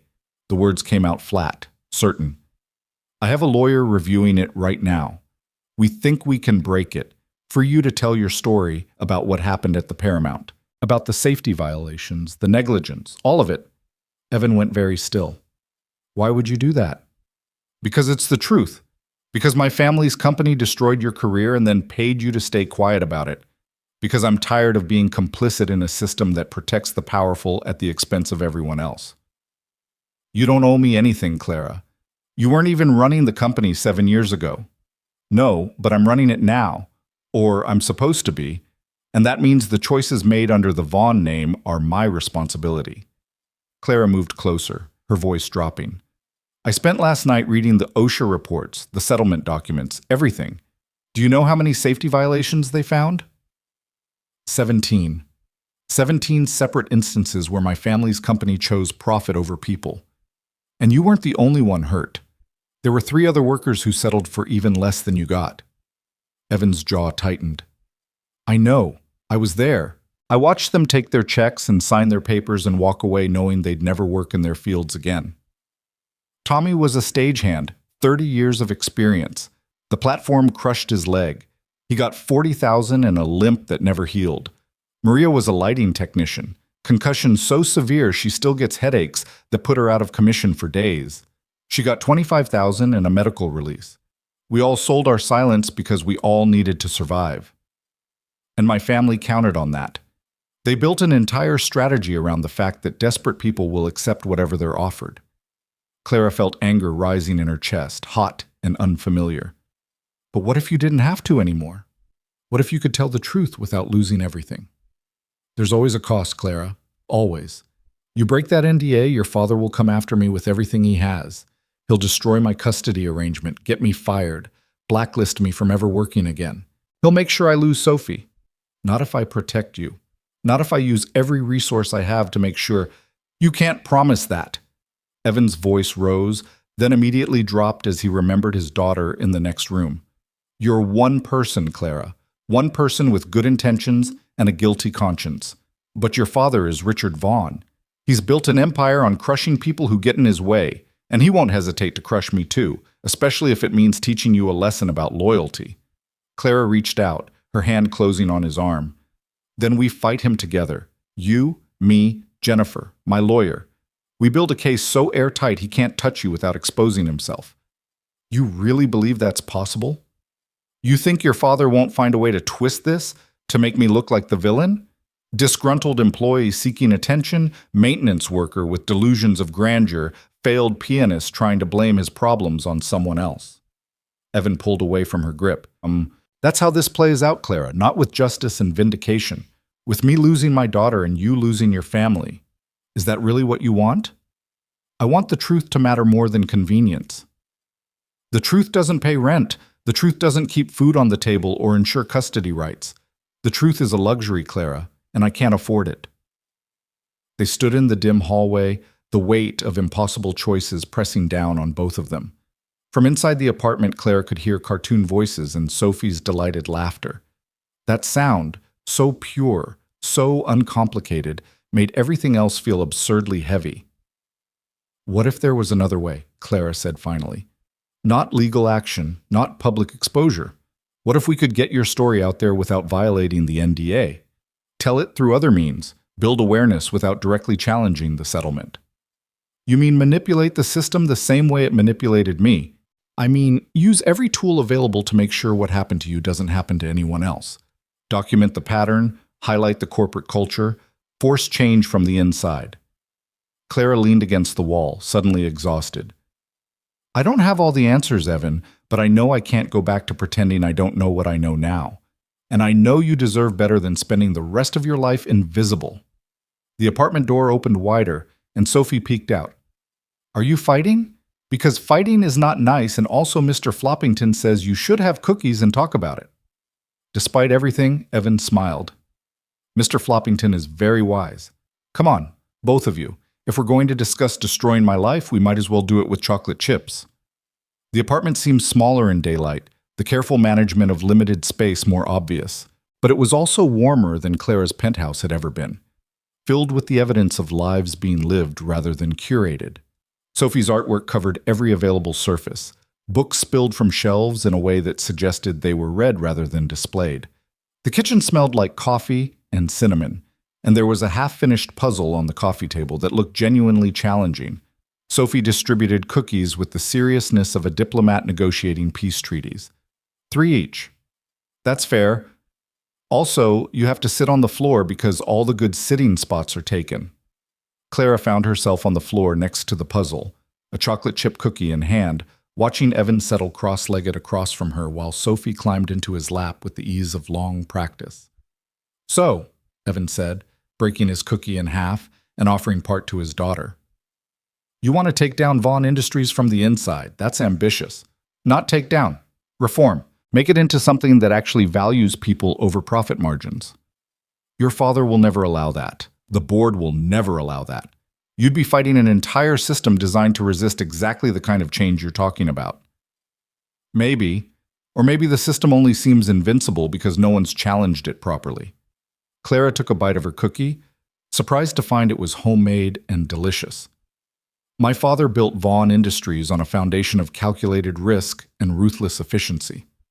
But he's also 67 years old and starting to think about legacy. What if I could convince him that true legacy means more than just quarterly earnings? Evan laughed, but there was sadness in it. You're talking about changing a man who's spent his entire life believing that power justifies any means necessary. That's not going to happen because his daughter suddenly developed a conscience. It might if his daughter suddenly became a liability he couldn't afford. Clara set down her cookie, her mind already working through strategies. My father values control above everything else, but control requires predictability. What if I became unpredictable? What if I started making decisions that forced him to choose between protecting the company's reputation and maintaining his grip on power? That's dangerous, Clara. You're talking about going to war with your own family. I'm talking about using the skills he taught me against the system he created.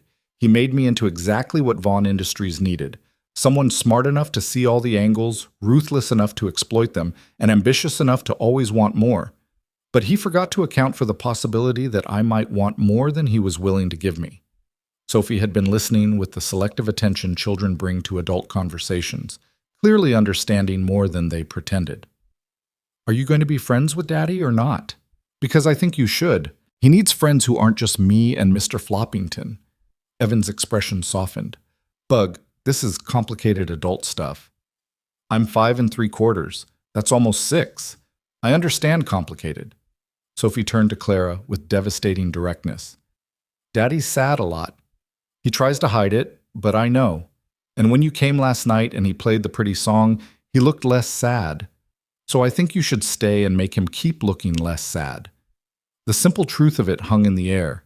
Clara felt something crack in her chest, some carefully maintained wall crumbling under the weight of a 5-year-old's observation. I'd like that, Clara said quietly.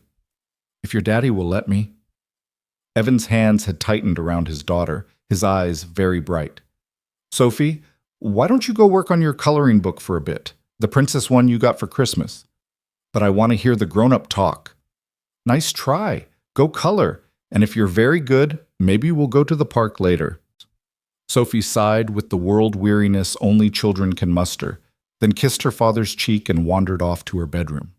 The moment her door closed, Evan's composure cracked. She's right, he said, his voice rough. I am sad a lot. I've been sad for 7 years, for 16 years. For so long I can barely remember what it felt like to not carry that weight around. And last night, when I played that song and saw you standing there, when I told you the truth for the first time in my life, I felt something I haven't felt since before the accident. I felt seen. Clara moved closer, closing the distance between them until their knees almost touched. Then let me keep seeing you.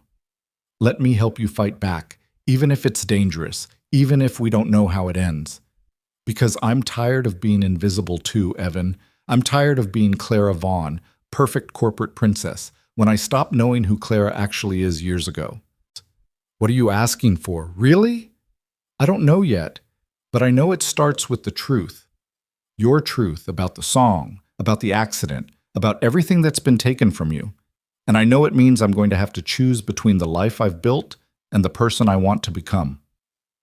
Evan reached out slowly, his scarred hand hovering near her face the same way it had last night. If you do this, if you actually challenge your family, if you actually try to change things, there's no going back. You'll lose everything you've worked for, and I can't promise you'll get anything in return except the satisfaction of having tried. Maybe that's enough. Clara leaned into his touch, feeling the roughness of damaged skin against her cheek. Maybe trying is the only thing that actually matters. They sat like that for a long moment, the city breathing around them, Sophie humming in the other room, the weight of impossible choices pressing down but somehow feeling lighter when shared. Clara's phone buzzed insistently in her purse. She ignored it, but the interruption broke the spell. Evan pulled back, his expression shifting back into something more guarded. You should answer that. It's probably your father, or Marcus, or someone else whose world you're currently disrupting. Let them wait. Clara, I mean it. Let them wait. Let them wonder where I am and what I'm doing and whether I'm finally done playing by their rules. Clara stood, began pacing the small living room. I have some leverage, you know. I'm the heir apparent to Vaughn Industries. I've spent 10 years proving I'm indispensable to the company's operations. The board trusts me, the investors respect me, and I know where every financial body is buried. My father can't fire me without destabilizing everything he's built. So you're going to blackmail him into letting you reform the company? I'm going to negotiate from a position of strength. There's a difference. Clara turned to face him. But I need your help. I need you to document everything about the Paramount accident, not for legal action, not yet, but for my understanding. I need to know exactly what happened, who knew what when, and how the cover-up was managed. If I'm going to fight this fight, I need to understand every angle. Evan stood slowly, his expression unreadable. You're asking me to relive the worst period of my life, to write down every detail of how I lost everything. Why would I do that? Because you deserve to have your story told. Because the other workers who were hurt deserve justice too. Because Sophie deserves to grow up knowing her father didn't just survive, he fought back. Clara moved closer. And because I'm asking you to trust me, even though you have every reason not to. Trust doesn't come easy when it's been broken as many times as mine has. I know, but I'm not asking for blind faith. I'm asking for a chance to prove I'm different from the other Vaughns, that I'm capable of choosing what's right over what's profitable. Evan studied her for a long moment, his dark eyes searching her face for something, sincerity, maybe, or just the confirmation that she understood what she was asking for. There's a box, he said finally, in my closet. Medical records, legal documents, everything from the accident and the settlement. I kept it all, even though looking at it makes me want to put my fist through a wall. You can have it. You can read it, use it, do whatever you think will help. But Clara, his voice dropped to barely above a whisper. If you do this, if you actually use what you learned to go after your family's company, there will be consequences. For me, for you, for everyone involved. And I need you to be absolutely certain you're ready for that before you open that box. I'm certain. Are you? Because 24 hours ago, you were celebrating Christmas Eve at a corporate party, wearing designer clothes and planning your wedding to Marcus Sterling. Now you're sitting on the floor of a maintenance worker's apartment talking about corporate reform and justice. That's a pretty dramatic transformation for one night. Clara felt the weight of his words, the legitimate question beneath them. Was she certain? Could she really walk away from everything she'd built? Was one song, one night of revelation enough to overturn 34 years of conditioning? But then she thought about the look in Evan's eyes when he'd said, I wrote it for someone who didn't know I existed. She thought about the medical reports describing permanent nerve damage. She thought about Sophie innocently declaring that her father needed friends who weren't stuffed rabbits. And she realized that certainty wasn't the point. Courage was. I'm not certain of anything except that I can't go back to pretending I don't know what I know now, Clara said. Maybe that's not enough. Maybe I'll fail. Maybe I'll lose everything trying. But at least I'll have tried. At least I'll have chosen something real over something safe. Evan held her gaze for another moment, then nodded slowly. The box is in my bedroom closet, top shelf, behind the winter coats. Help yourself. He walked to Sophie's room and knocked gently. Hey, Bug. Want to show Ms. Vaughn your princess coloring book? I bet she'd love to see it.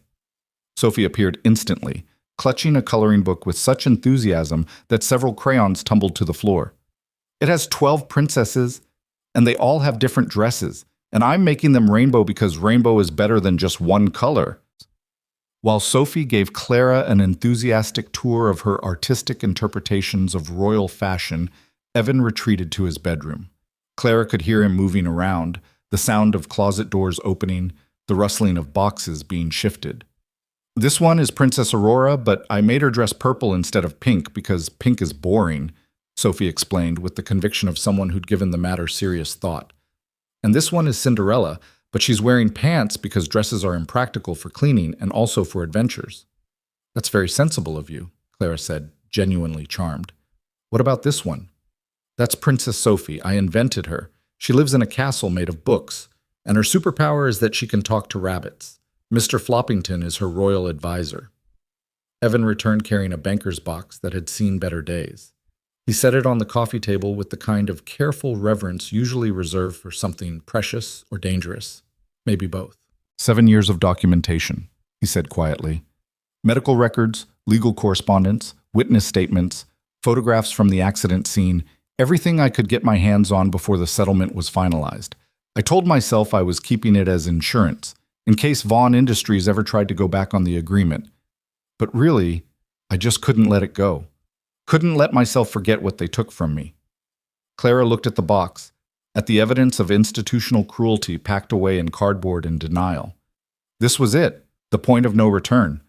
Once she opened that box, once she saw the full scope of what her family's company had done, she wouldn't be able to unknow it, wouldn't be able to rationalize it away or convince herself it was just business. She lifted the lid.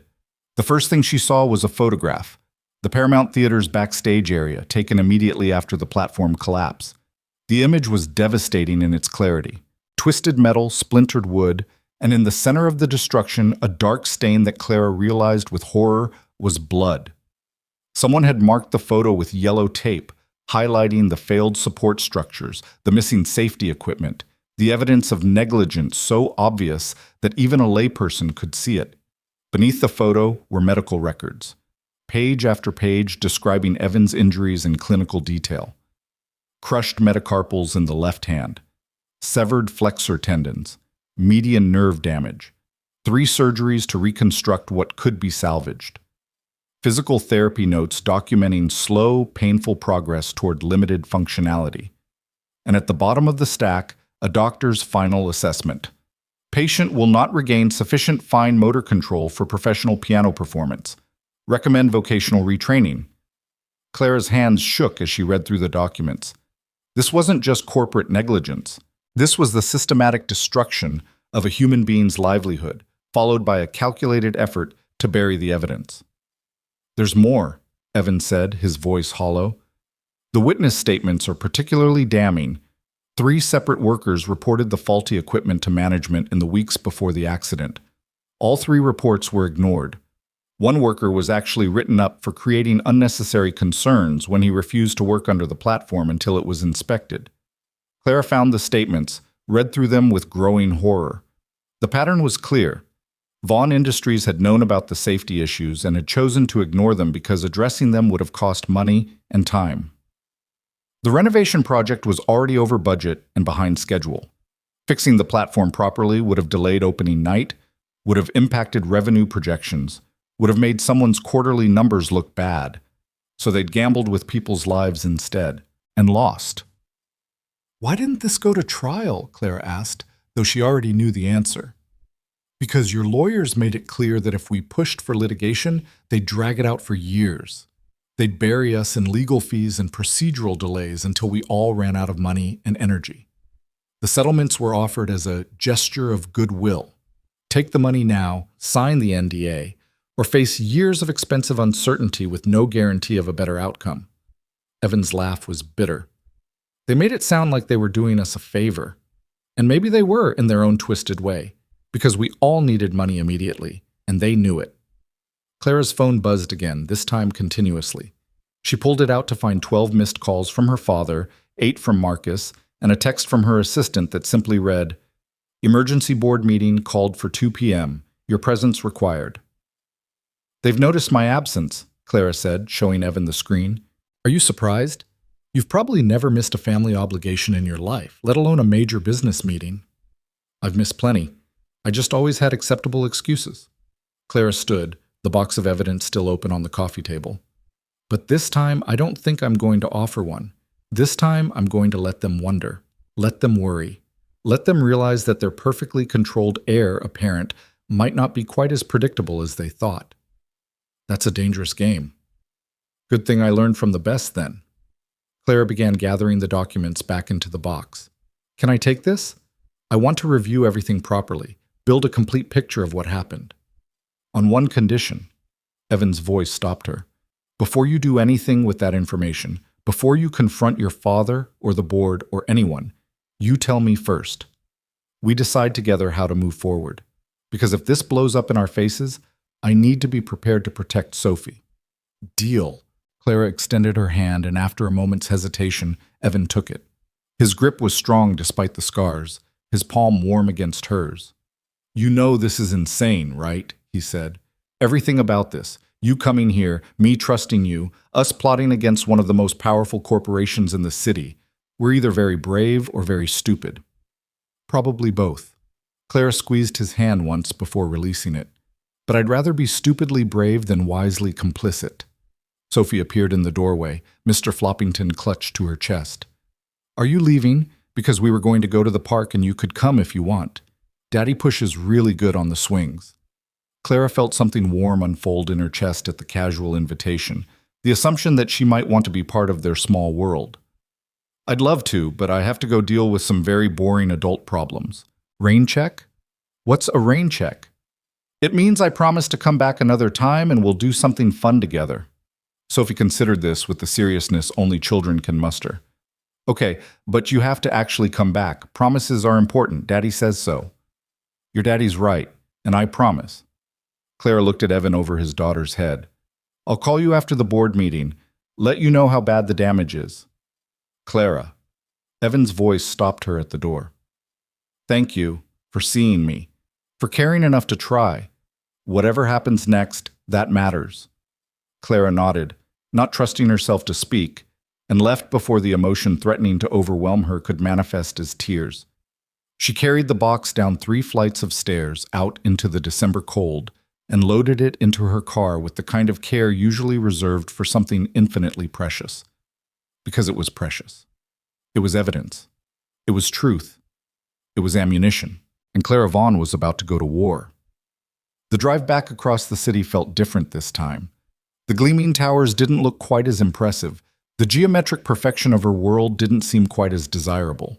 She passed workers on their way to minimum wage jobs, families bundled against the cold, people living lives that would never touch hers under normal circumstances.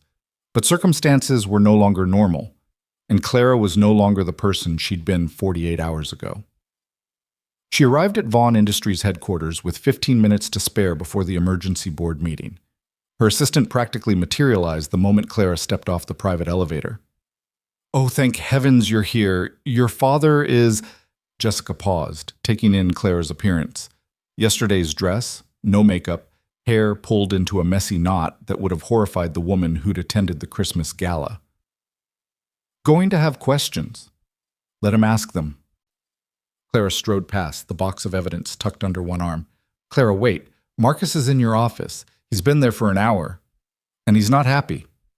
Of course he wasn't. Clara had ignored his calls, skipped their Christmas breakfast, and failed to materialize for damage control.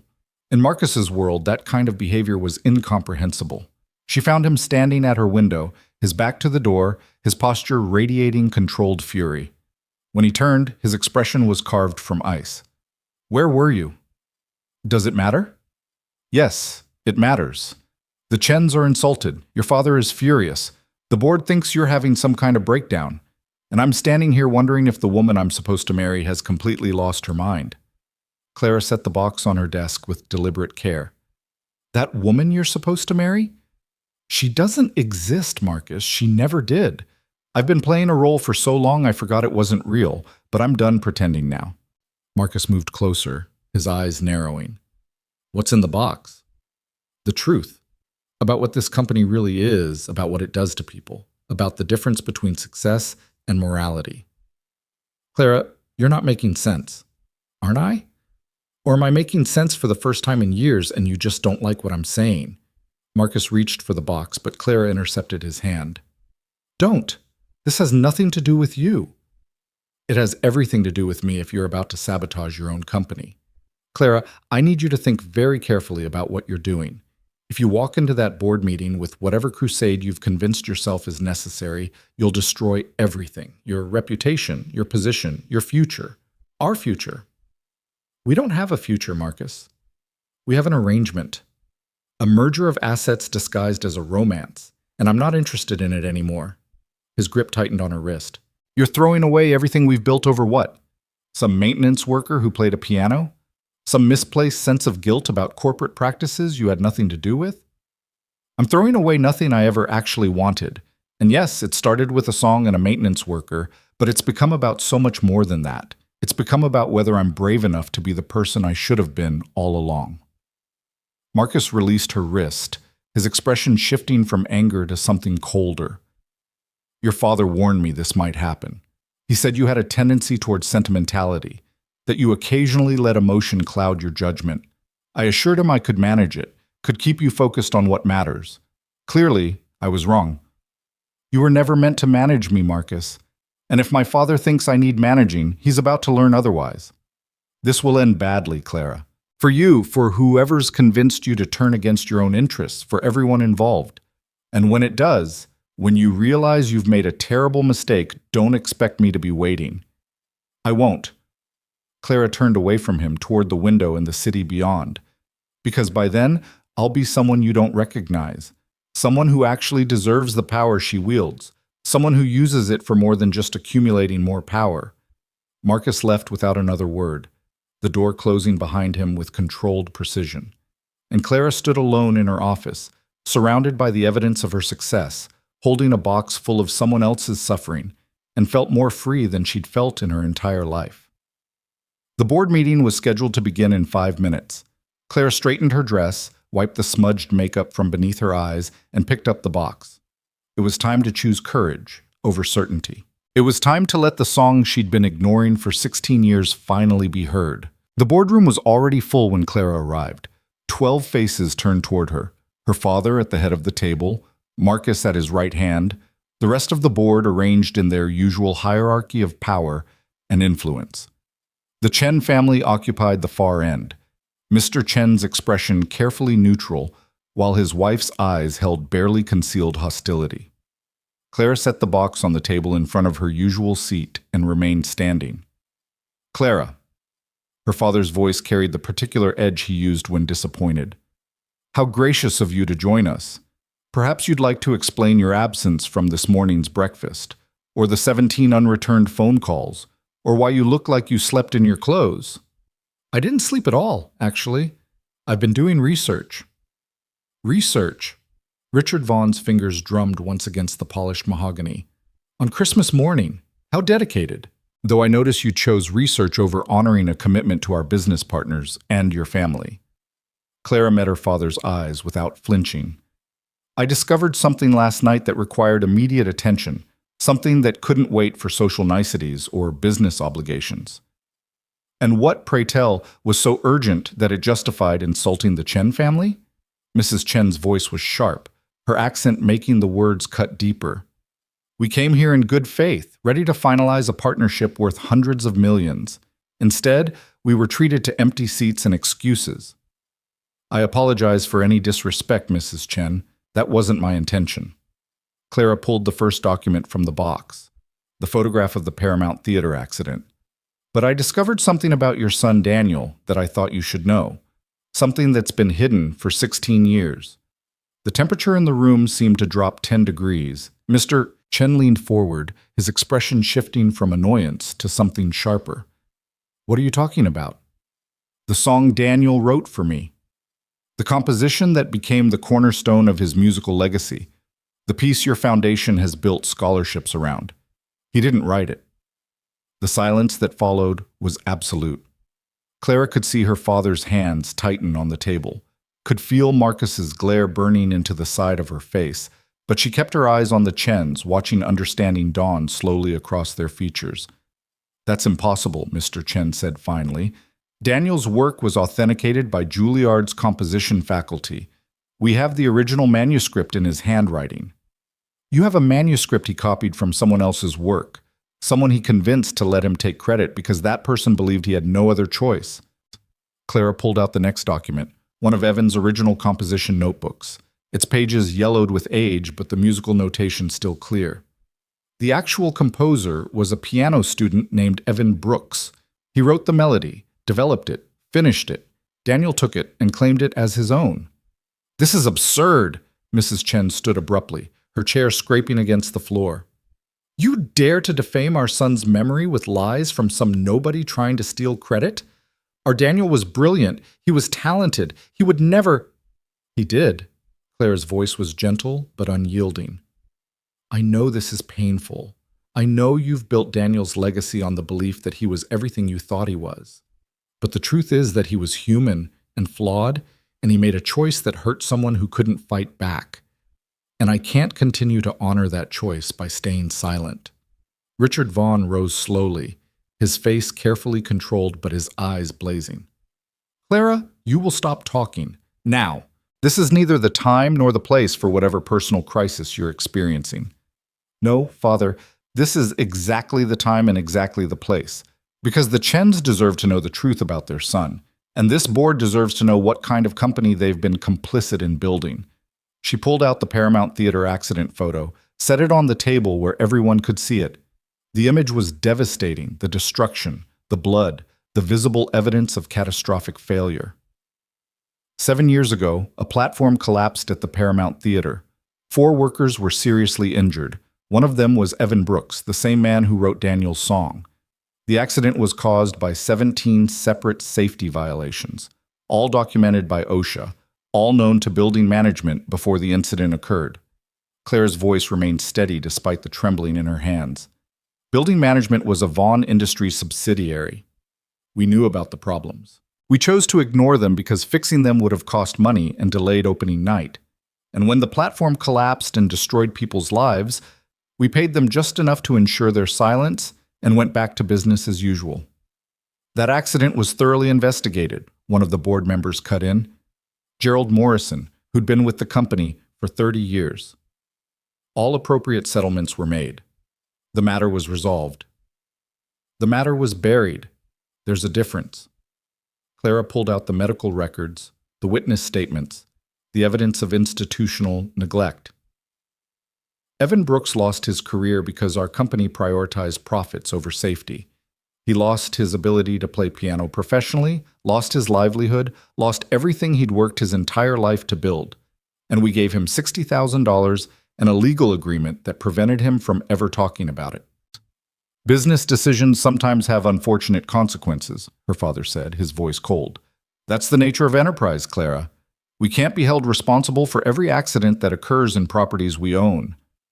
We can when we knew about the hazards and chose not to address them. We can when we valued our bottom line over human lives. We can when we systematically silenced the victims to protect our reputation." Clara turned to face the full board. How many other Evan Brooks are out there? How many other people has this company hurt and then paid to stay quiet? How many safety violations are we currently aware of and choosing to ignore because addressing them would impact our profit margins? "Enough!" Richard's fist hit the table, the sound like a gunshot in the silent room. "Clara, you are out of line. Whatever information you think you've uncovered, whatever crusade you believe you're on, this is not the forum for it. These accusations are serious, potentially actionable, and completely inappropriate. Then let's make it appropriate. Let's call an independent audit of all our safety practices. Let's review every settlement we've made in the past decade and ensure they were fair and ethical. Let's prove that Vaughn Industries values integrity as much as it values profit." Clara's voice rose, passion breaking through her careful control. "Or we can admit that we've built an empire on the backs of people we've systematically exploited and had the power to silence." Mrs. Chen had remained standing, her face pale. "This man, this Evan Brooks, he claims he wrote our son's composition? He has proof? He has original manuscripts, developmental sketches, multiple drafts showing the evolution of the melody, all dated before Daniel ever performed the work publicly." Clara pulled out the evidence, laid it across the table. He also has testimony from other students at Juilliard who remember him working on the piece. And most damning of all, he can play it. Not just reproduce it, but explain every compositional choice, every harmonic decision, every emotional intention, because it came from him, from his experience, from his heart. Mr. Chen reached for the notebooks with shaking hands. His wife sank slowly back into her chair, her expression shifting from fury to something that looked like grief. If this is true, Mr. Chen said quietly, if our son truly did steal this work, then everything we've built in his name is a lie. Not everything, Clara said gently. The foundation still helps students. The scholarships still change lives. That good work doesn't disappear just because the origin story was false. But moving forward, you have a choice. You can acknowledge the truth, give credit where it's due, and rebuild Daniel's legacy on honesty instead of deception. Or you can continue the lie and live with the knowledge that you're honoring a theft. This is extortion, Marcus said suddenly. You're using emotional manipulation to force the Chens into a position where they have to either accept your narrative or appear to be defending dishonesty. It's calculated, it's cruel, and it's beneath you, Clara. What's beneath me is continuing to profit from other people's suffering while pretending I have clean hands. Clara turned to face him fully. You think this is about manipulation? This is about finally being honest about the cost of the life we lead. Every luxury we enjoy, every success we celebrate is built on compromises we've convinced ourselves were necessary. Well, I'm done compromising. I'm done pretending that success justifies cruelty. Richard stood slowly, his hands flat on the table. When he spoke, his voice carried the weight of absolute authority. Clara, you will accompany me to my office. Now. The rest of you, please excuse us while I handle this family matter privately. No. The word came out firm, final. Whatever you have to say to me, you can say in front of the board. Because this isn't a family matter, Father. It's a corporate matter. It's about the values this company claims to uphold and the reality of how we actually operate. You don't know what you're doing. You think you're fighting for justice, for truth, for some noble cause. But all you're doing is destroying everything I've spent my life building, everything I've given you. You've given me a cage, Father. A beautiful, expensive cage with a view of the city and the illusion of power. But it's still a cage. And I'm choosing to leave it. The room erupted. Board members talking over each other, Marcus standing to argue, the Chens conferring in rapid Mandarin. But Clara's eyes remained locked on her father, watching something shift in his expression. The anger was still there, but underneath it was something she'd rarely seen before. Fear. If you walk away from this, Richard said quietly, his voice cutting through the chaos, you walk away from everything. Your position, your inheritance, your place in this family. I will not allow you to destroy what I've built because you've developed a conscience. Then I guess I'm walking away. The words hung in the air like smoke after a gunshot. Clara felt the weight of them, the finality, the absolute commitment to a path she couldn't see the end of. But she also felt something else. Freedom.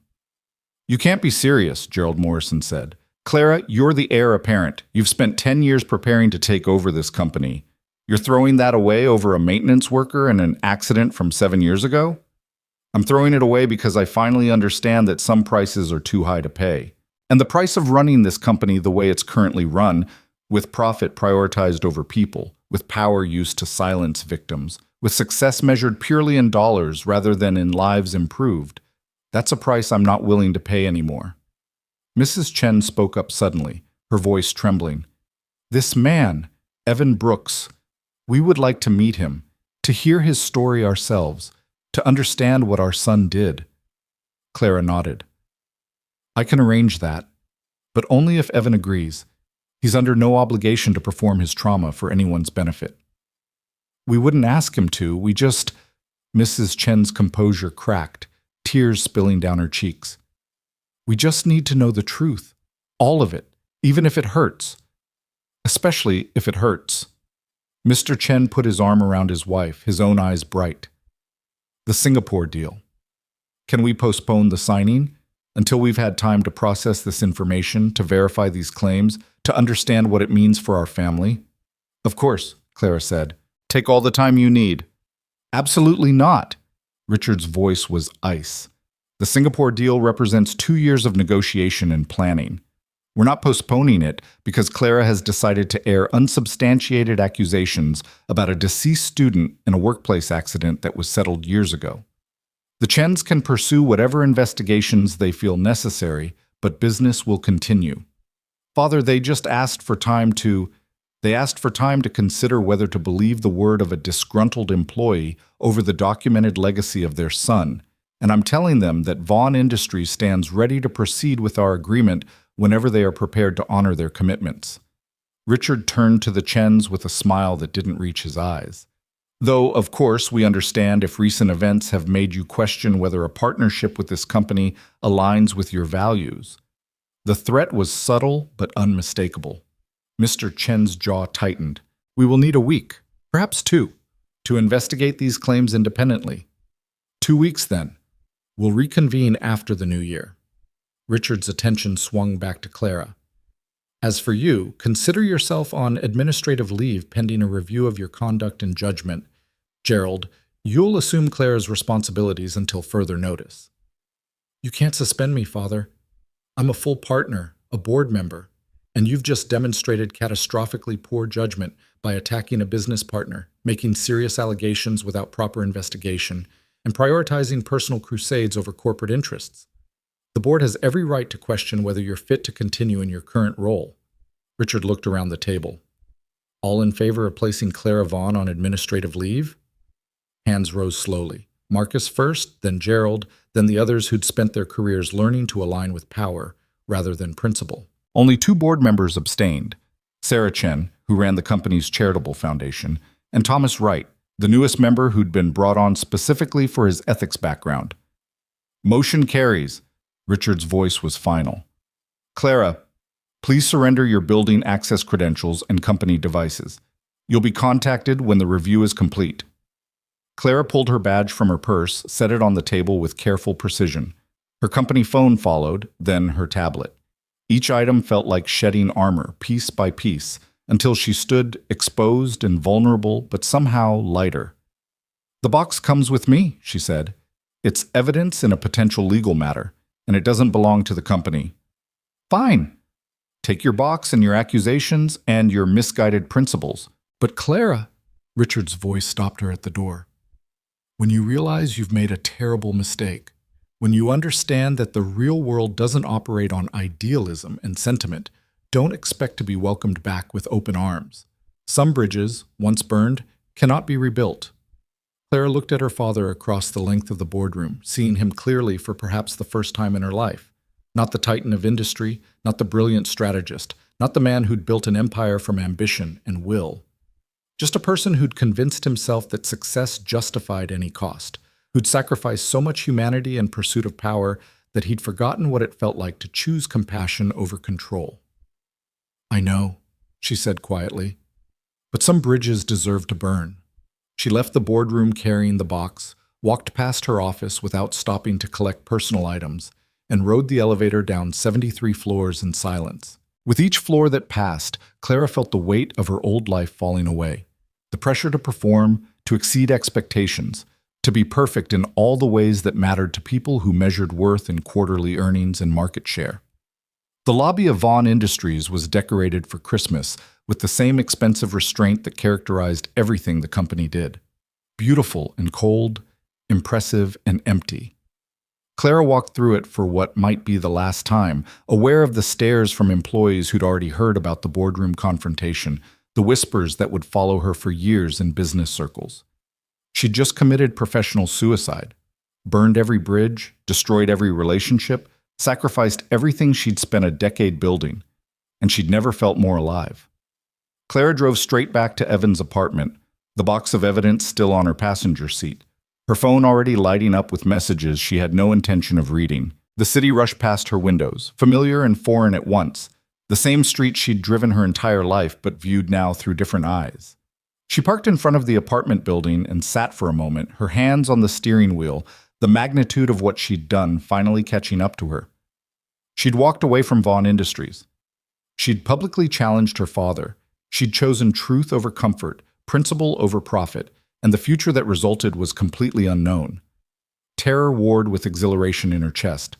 Evan answered the door in the middle of helping Sophie with her coat. Clara? I wasn't expecting... What happened? You look like you've been through a war. I have. Can I come in? He pulled the door wider, his eyes searching her face. Sophie looked up from her efforts to zip her jacket and beamed. You came back! See, Daddy, I told you promises are important, and she promised and she came back. So I see, Bug. Evan's hand settled on Clara's shoulder, warm and steady. We were just about to head to the park. Want to join us, or do you need to talk first? Park, Clara said, surprising herself. Let's go to the park. I've spent the entire morning in corporate warfare. I could use some swings and fresh air. The park was small, squeezed between apartment buildings and a corner store, but it was full of life. Children shrieked with joy on the playground equipment, while parents watched from benches, their breath misting in the December air. Someone had strung Christmas lights through the bare trees, and they twinkled in the afternoon light like small promises that beauty could exist anywhere.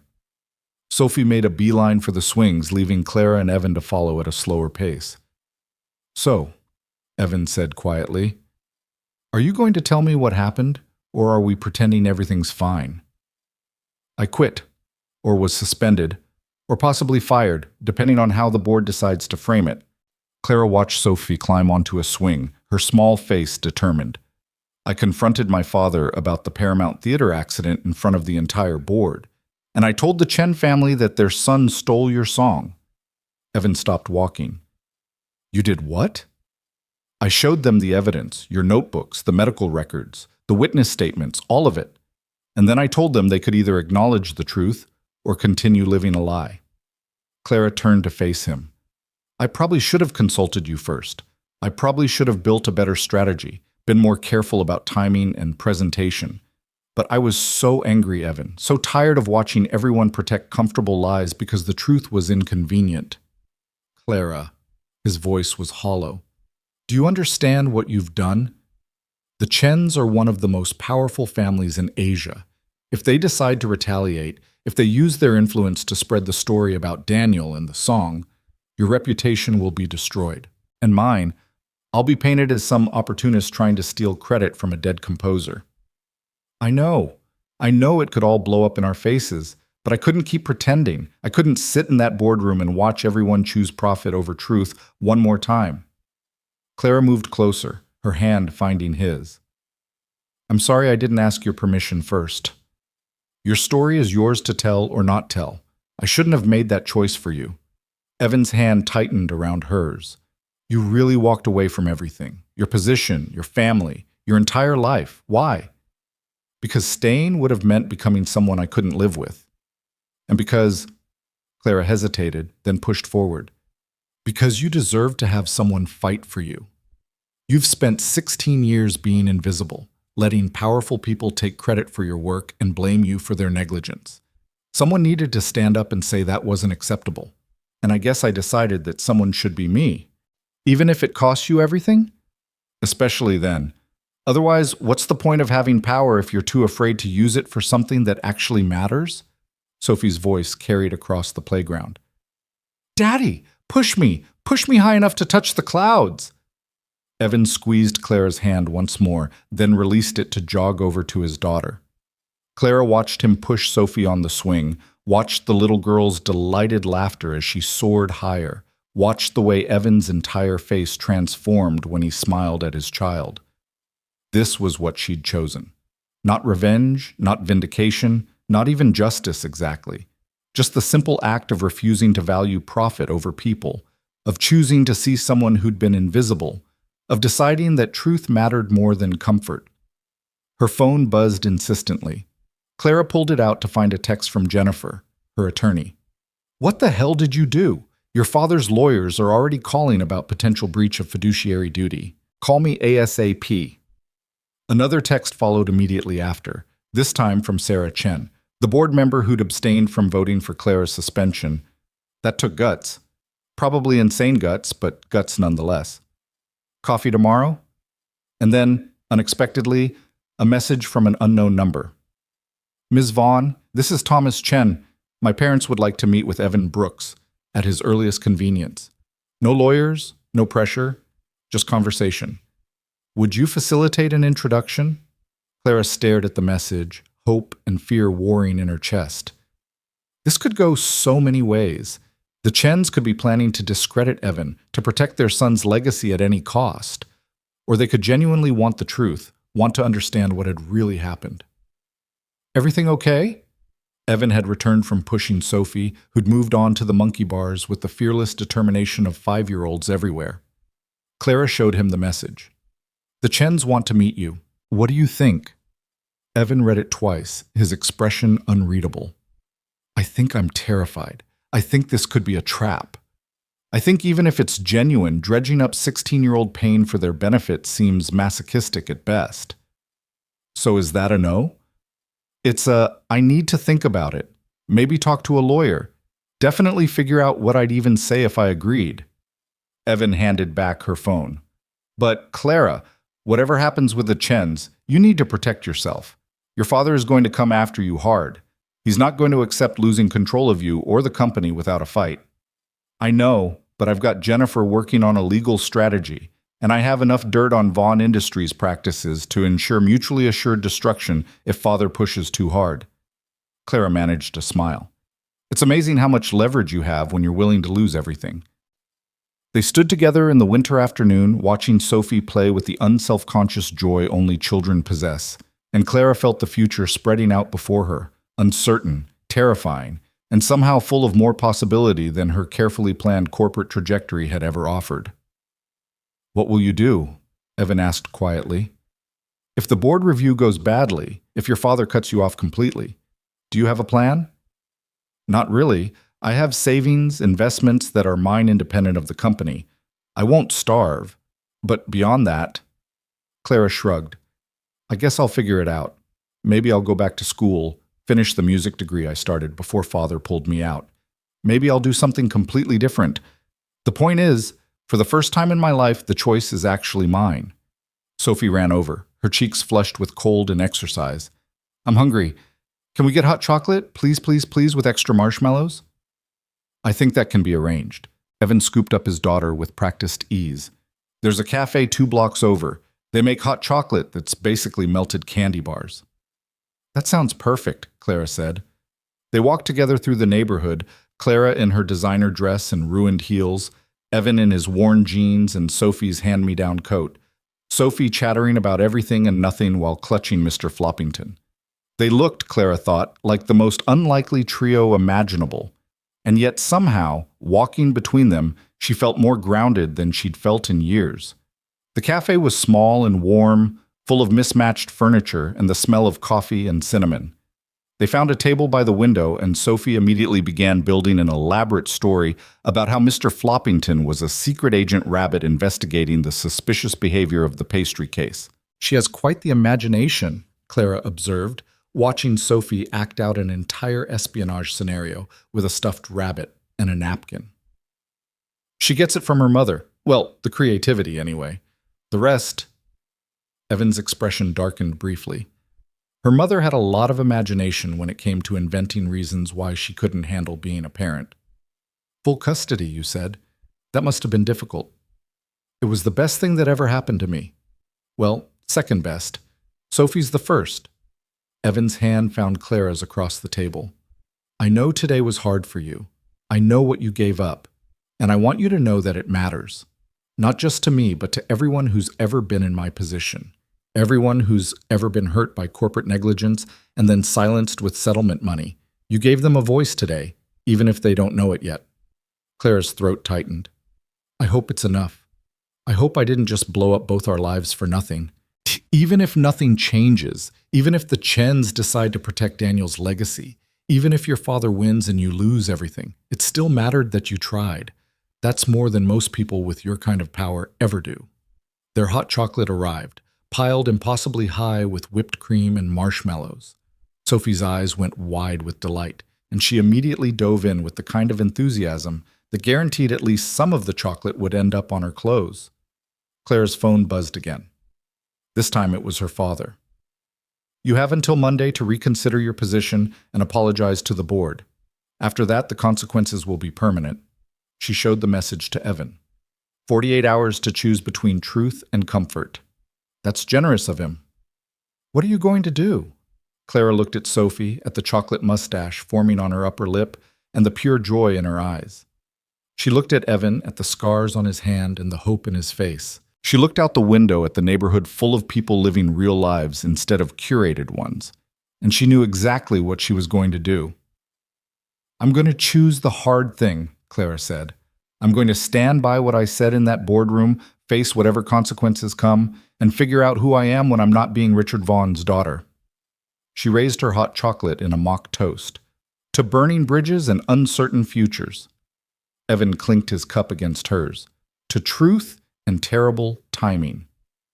To rabbits who are secret agents, Sophie added, holding up Mr. Floppington. They drank their hot chocolate as the winter sun began to set, painting the sky in shades of gold and amber. And somewhere in the city, in boardrooms and offices and places of power, people were already beginning to choose sides in a battle that would determine more than just Clara's future. But for now, in this small cafe with chocolate and laughter and the beginning of something that might be friendship or might be more, Clara allowed herself to simply be. Not the Vaughn Industries heir, not the Ice Queen CEO, not the perfect corporate princess. Just Clara. Finally, impossibly, just Clara. And the song that had waited 16 years was beginning, at last, to find its resolution. The 48 hours passed like a held breath.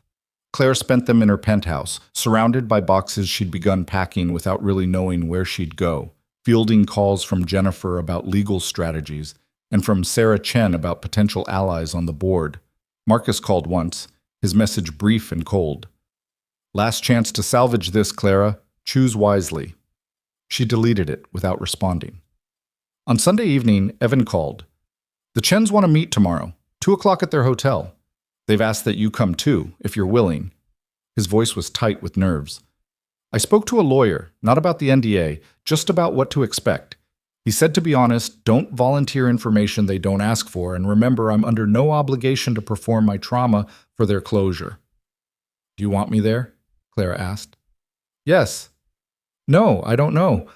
Evan laughed shakily. I keep thinking about all the ways this could go wrong, but I also keep thinking about what you said in the cafe, about choosing the hard thing. So yeah, I want you there.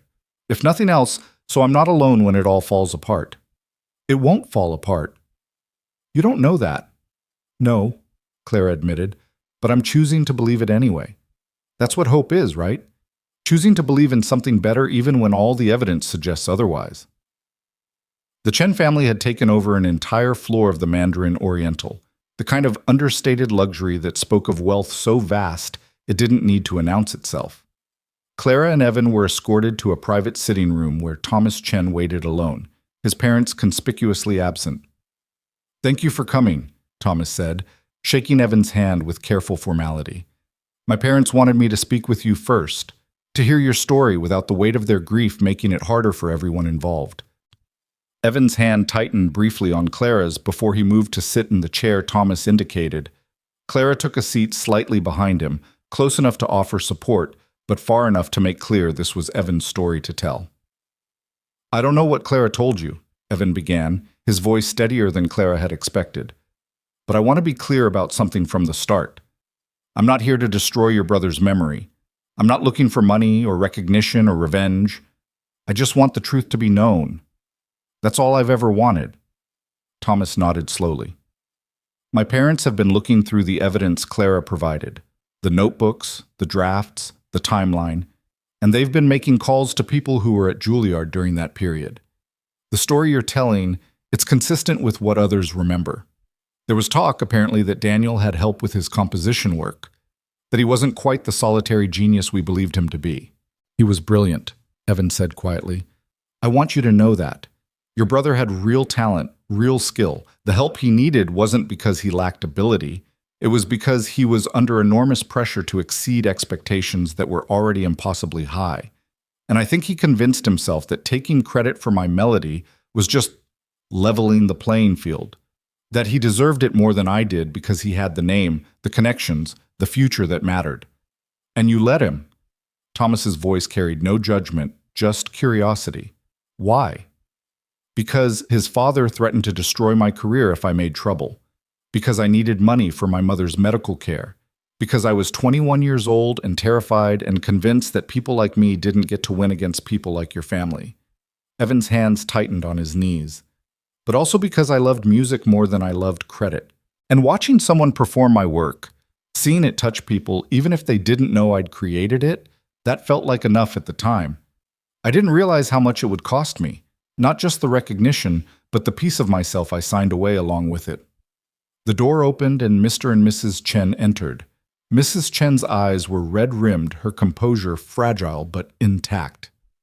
Mr. Chen moved with the careful control of someone holding back a storm of emotion. "Mr. Brooks," Mrs. Chen said, her accent thick with tears, "would you play it for us?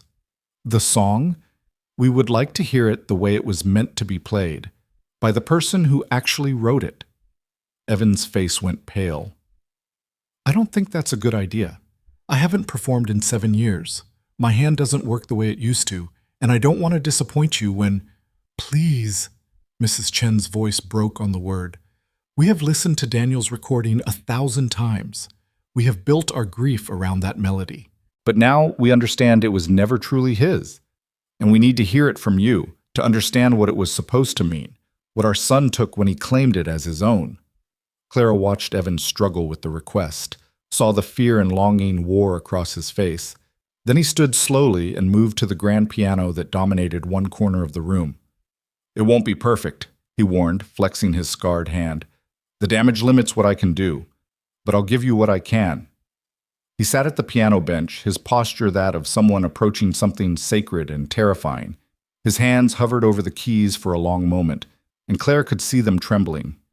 Then he began to play. The opening phrase was hesitant, slightly uneven where his damaged fingers struggled with the transitions. But the melody, the pure, heartbreaking melody that had haunted Clara for 16 years, emerged intact. And as Evan played, as he fell into the music that had once been as natural as breathing, something shifted in his bearing.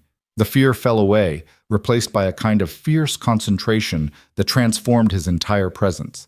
This was Evan as he'd been meant to be, not maintenance staff, not invisible, not broken by circumstance and corporate negligence. This was Evan as an artist, as a creator, as someone whose soul spoke through sound in ways words could never capture. The melody built and evolved, moving through the sections Daniel had performed and then continuing into territory Clara had never heard before. The completion Evan had played at the Christmas party, yes, but also further still, new developments that spoke of 16 years of silent composition, of melodies worked out in stolen moments and private grief.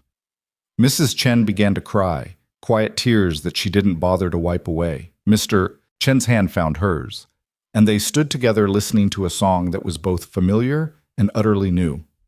When the final note faded, the silence that followed felt sacred. "That," Mrs. Chen whispered, "is not the song our son played. The notes are the same, but the soul of it, the pain and the beauty and the longing, that is all yours, Mr. Brooks. All yours." Evan's shoulders shook slightly. He kept his face turned toward the piano, his scarred hand resting on the keys. "I wrote it for a girl in a library who looked like she was drowning under the weight of other people's expectations. I didn't know her name, didn't know anything about her except that she was beautiful and sad, and completely alone despite being surrounded by people. And I wanted to give her something that said, 'I see you, your pain matters, you matter.' But I was too afraid to actually talk to her, so I wrote her a song instead." Clara felt her own eyes fill. She'd known the story, had heard Evan tell it before, but hearing him say it here in front of the Chens, while the melody still echoed in the air, it hit differently. It felt like a confession and an absolution all at once. Thomas Chen spoke up quietly. "The foundation, the scholarships we've funded in Daniel's name. What should we do with them?" "Keep them," Evan said immediately, turning to face the family. "Please. They're helping real students, making real differences in real lives. Don't destroy that good work because the origin story was flawed. Just maybe expand the mission. Maybe make it about honoring the truth as well as talent. Maybe use it to help students who don't have connections or family names. who need someone to see them and believe they're worth investing in. Mr. Chen moved to the piano, his hand resting on the polished wood. "We have a proposition for you, Mr. Brooks. We would like to commission you to complete and record the song properly. We will credit you as the sole composer, issue a public statement acknowledging the truth about Daniel's role, and use the recording as the cornerstone of a restructured foundation, one that honors authenticity and supports overlooked talent." "I can't," Evan said, his voice hollow. "I appreciate the gesture, but I'm not a performer anymore. I can barely make it through one performance without my hand cramping. A full recording session would be impossible." "Then we'll work around the limitations. Short sessions, multiple takes, whatever you need. We have resources, Mr. Brooks. Let us use them to help you share what you created." Mrs. Chen moved closer, her expression earnest. "Our son took something from you, something precious. We cannot give back the 16 years you lost or the career that was stolen, but we can help you reclaim your voice, if you'll let us." Clara watched Evan process the offer, saw hope and fear and disbelief chase across his face. This was what justice looked like. Not perfect, not erasing the harm, but acknowledging it and trying to build something better from the ruins. "There's a condition," Clara said, speaking up for the first time. "Evan's not the only person Vaughn Industries has harmed. There were 3 other workers injured in the Paramount Theater accident: Tommy, Maria, and Carlos.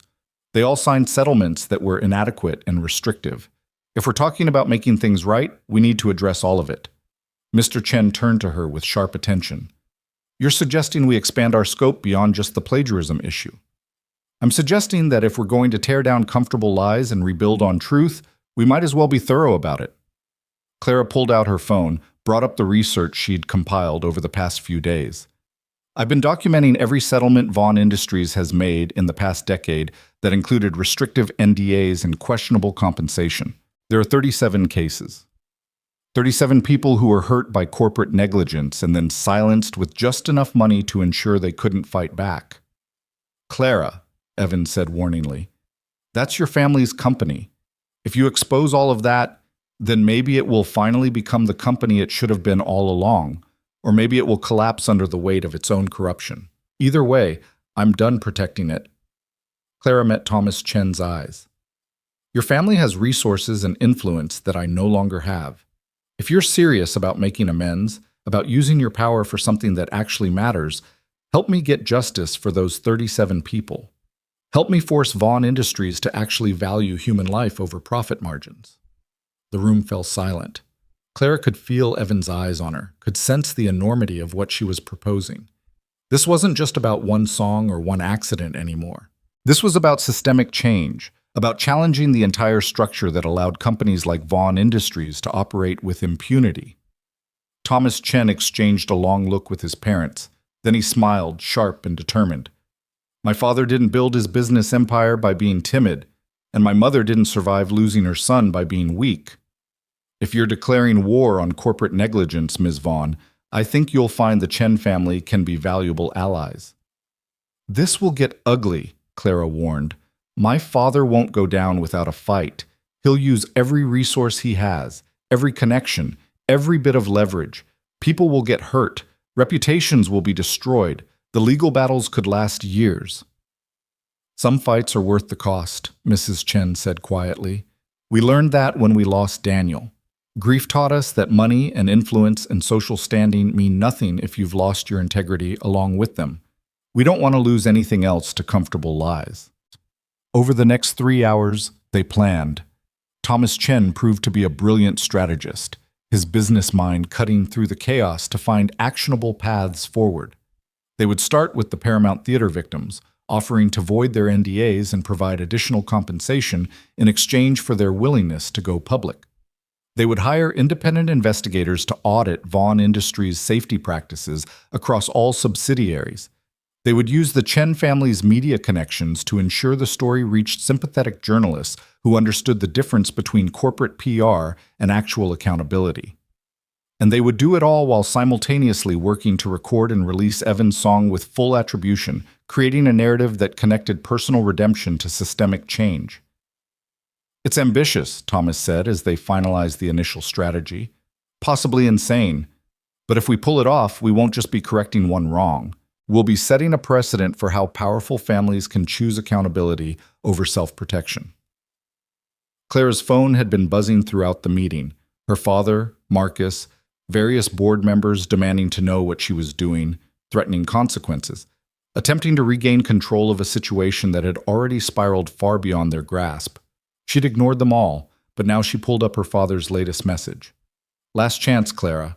Walk away from whatever crusade you're on, issue a public apology, and I'll allow you to resume your position. Continue down this path, and you're no longer my daughter. She showed the message to Evan. Looks like I've officially burned the bridge. You don't have to do this, he said quietly. You could still salvage your relationship with your family, your position in the company. All of this. The Chens, the investigation, helping the other victims. That can move forward without you taking the fall for it. It could, but then I'd be choosing comfort over courage again. And I'm done with that. Clara composed a response to her father, her fingers steady on the screen. I'm not walking away. And if my integrity costs me your approval, then I never had anything worth keeping to begin with. Goodbye, Father. She hit send before she could second-guess herself. The weeks that followed were brutal. Richard Vaughn launched a comprehensive campaign to discredit Clara, painting her as emotionally unstable, manipulated by outside interests, betraying the family that had given her everything. Marcus gave an interview suggesting their engagement had ended because Clara had become obsessed with a conspiracy theory about corporate misconduct. Several board members released statements supporting Richard's leadership and distancing themselves from Clara's baseless accusations. But the Chen family proved to be formidable allies. Thomas's investigators uncovered evidence that Vaughn Industries had systematically underreported safety violations for years, paying small fines to avoid larger investigations. Maria, one of the Paramount Theater victims, agreed to go public with her story, and her testimony about ongoing health complications and inadequate settlement sparked outrage. A business journalist who'd been investigating corporate malfeasance for years picked up the story and began connecting dots that revealed a pattern of negligence across multiple Vaughn Industries subsidiaries. And through it all, Evan worked on completing the recording of his song. The sessions were difficult. His damaged hand limited him to short takes, and the emotional weight of performing something so personal often left him drained for days. But slowly, painstakingly, the song took shape. The Chen family hired the best sound engineers, the most patient producers, people who understood they were capturing something more than just music. They were documenting the reclamation of a stolen voice. Clara attended every session, watching from the booth as Evan coaxed beauty from broken fingers, as he transformed years of silent composition into something tangible and real. Sophie came too sometimes, sitting on Clara's lap and whispering commentary about how her daddy was the best piano player in the whole world. He is, Clara would whisper back, the very best. 3 months after the Christmas party that had started everything, the Chen family held a press conference. They stood together, Thomas, his parents, Evan, Clara, and Maria representing the other Paramount victims, and told the truth, all of it. The plagiarism, the accident, the settlements, the systematic pattern of choosing profit over people that had characterized Vaughn Industries for decades. Mrs. Chen spoke about her son with devastating honesty. Daniel was talented and beloved, but he was not perfect. He made a choice to claim credit for work that wasn't his, and we have spent 16 years honoring a lie. Today, we honor the truth instead. And we commit our foundation's resources to supporting artists and workers who have been overlooked, silenced, or exploited by systems that value power over integrity. Mr. Chen announced a $50 million fund to compensate Vaughn Industries victims and support safety reform across the industry. Money cannot undo harm, he said, but it can be used to build something better, to ensure that what happened to these people doesn't happen to others.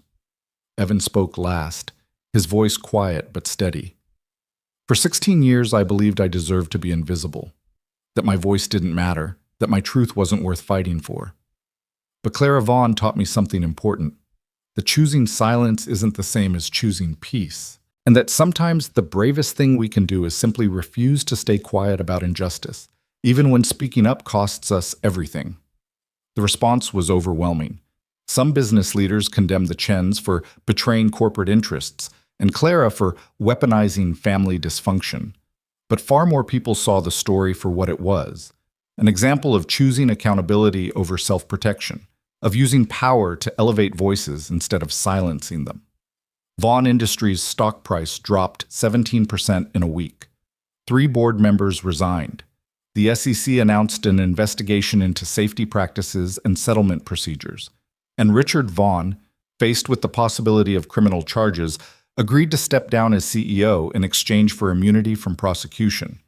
Clara watched her father's empire crumble from the outside, feeling neither triumph nor regret. Just a quiet certainty that this was what happened when structures built on exploitation finally faced the weight of their own corruption. Sarah Chen called 2 days after Richard's resignation. The board wants to offer you the CEO position, clean slate, new leadership, a chance to rebuild the company around actual values instead of just quarterly earnings. What do you say? Clara stood at the window of her new apartment, smaller than her penthouse, in a neighborhood that actually felt lived in rather than curated, and thought about the offer. She could return to Vaughn Industries, could take control of the empire her father had built and transform it into something worth leading, could prove that she was capable of wielding power responsibly. I appreciate the offer, Clara said finally, but no. Vaughn Industries needs leadership that isn't carrying the weight of the family name. Someone who can make decisions without constantly fighting against decades of toxic culture. That's not me. That will never be me. So what will you do? Clara looked across the room to where Evan sat helping Sophie with her homework, his scarred hand guiding hers across the page, his voice patient and warm. I'm going to figure out who I am when I'm not defined by my father's expectations, and I'm going to help Evan do the same. The song was released 6 weeks later. The Chen Foundation published it with full documentation of its history. Evan's original notebooks, Daniel's copied manuscript, the story of plagiarism and redemption. Music critics called it haunting, beautiful, a meditation on loneliness and hope that felt both timeless and urgently relevant. But it was the video that accompanied the release that truly captured people's attention.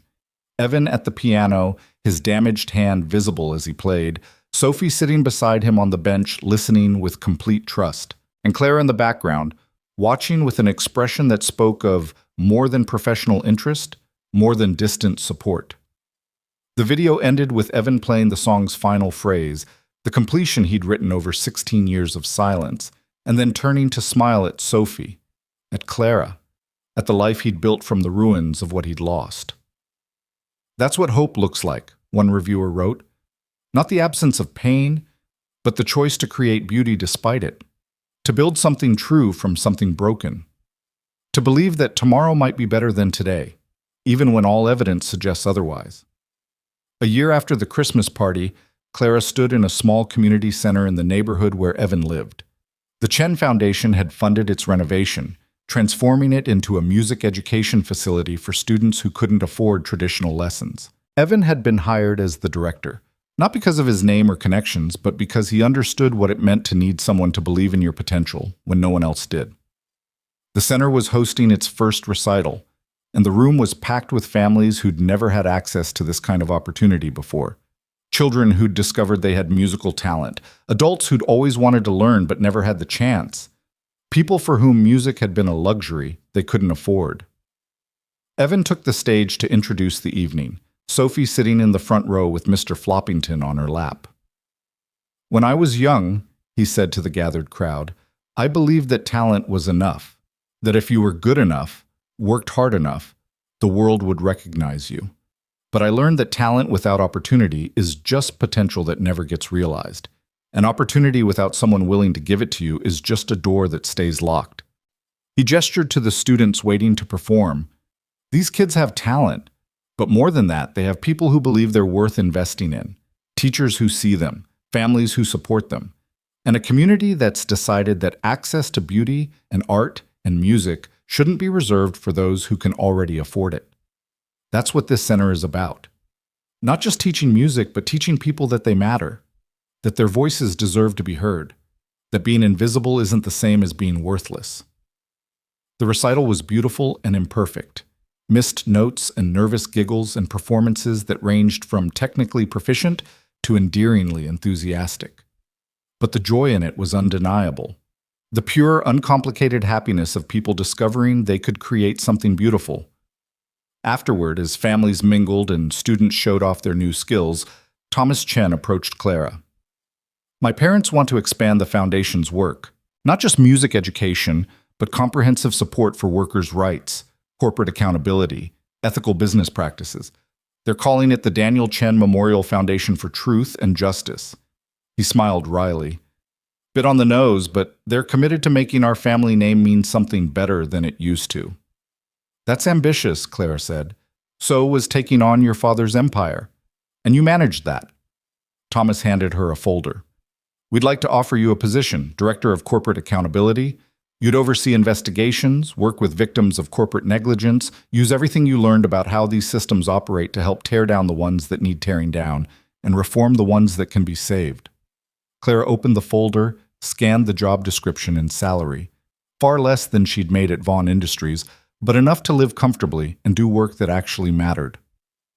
Can I think about it? Take all the time you need. But Clara, Thomas's expression grew serious.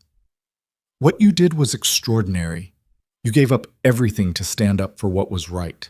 That kind of courage shouldn't be wasted. We need people like you in positions where they can affect real change. Otherwise, the Richard Vaughns of the world will just keep winning.